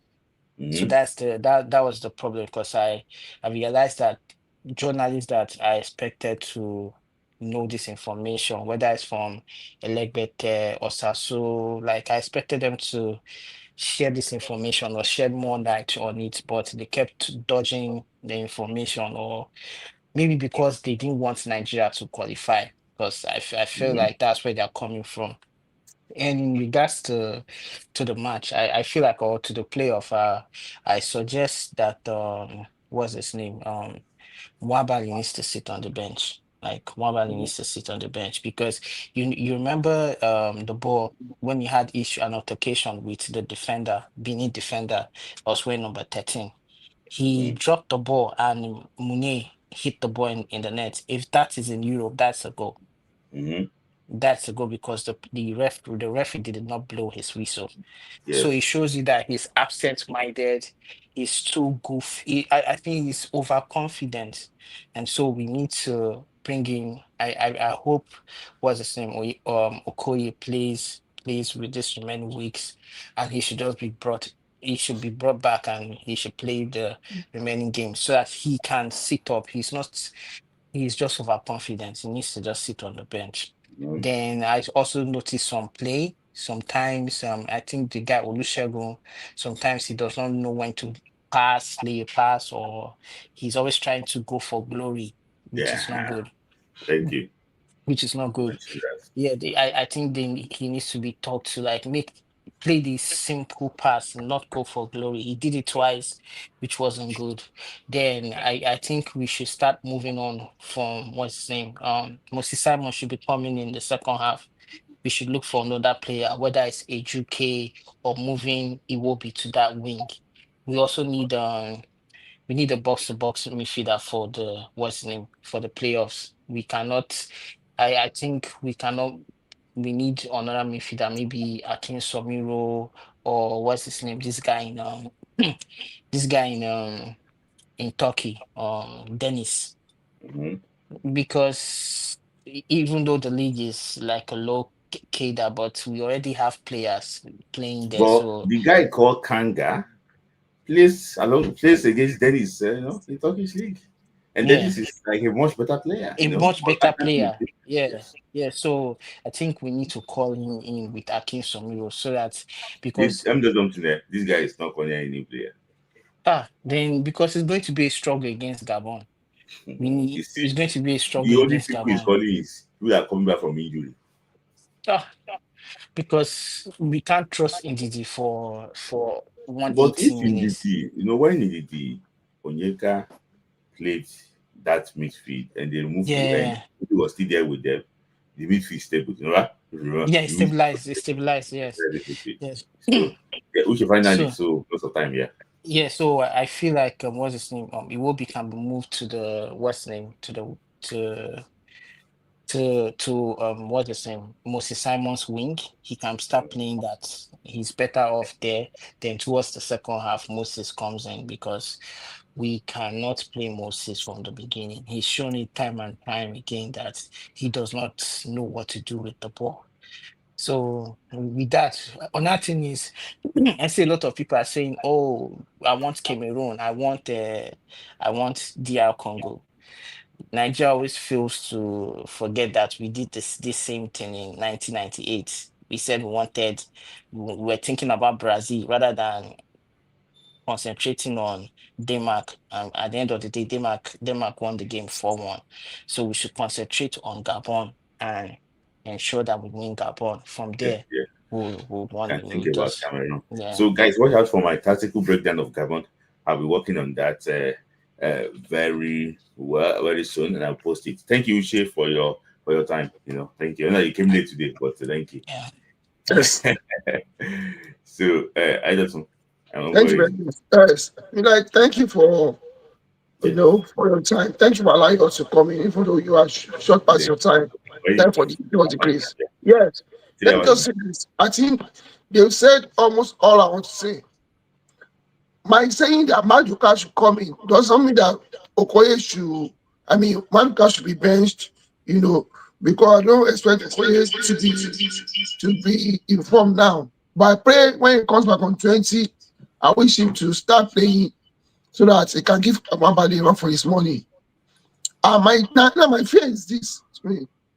Shemi Ajayi is injured. I'm not confident, fearing. He's out due to yellow cards, 2 yellow cards. But now I'm not confident pairing Basti and Fredericks in the defense because of this guy's positioning. Bro, we are not going to lie. Aubameyang is one of the best strikers in the world. We're not going to lie. But now now look at what we have been saying. That we both some merit. Smith, what would have stopped us from getting a player from this group under 20 if we are picking players on merit? So one would talk, we aid some coaches or the system. No, not the system. We are just saying the system should be done in such a way that should benefit the country. Now, we cannot look. I'm praying that this guy should start playing Fiso Suji, but he can't come in like that. I want this guy to be there. I want him, but do we all trust him? Now, you and I cannot say they should bring either Aliyu or Akiyele or Bemeyi. No, that's why I said destruction. We should do things the right way. But once I more beg Richel, well, if he can bring more players, I'm very happy. But if he cannot, I still want us to stand by the team. I'm not, and I'm still saying it. Whatever happens during the playoffs, I still drop my heart for Eric Shell. You know, because this guy took that job, a delicate job, in a way with the difficult qualifications, that nobody expected anything good to come out of it. But he did his job, he did well, and put on gave us a lifeline, which I feel everybody, both and even his enemies, even his enemies, should all of us should rally around the team. And Osimhen is our star boy. He's the only homegrown player that do everything right. But I don't want us to put too much pressure on Osimhen. I want them to play as a team.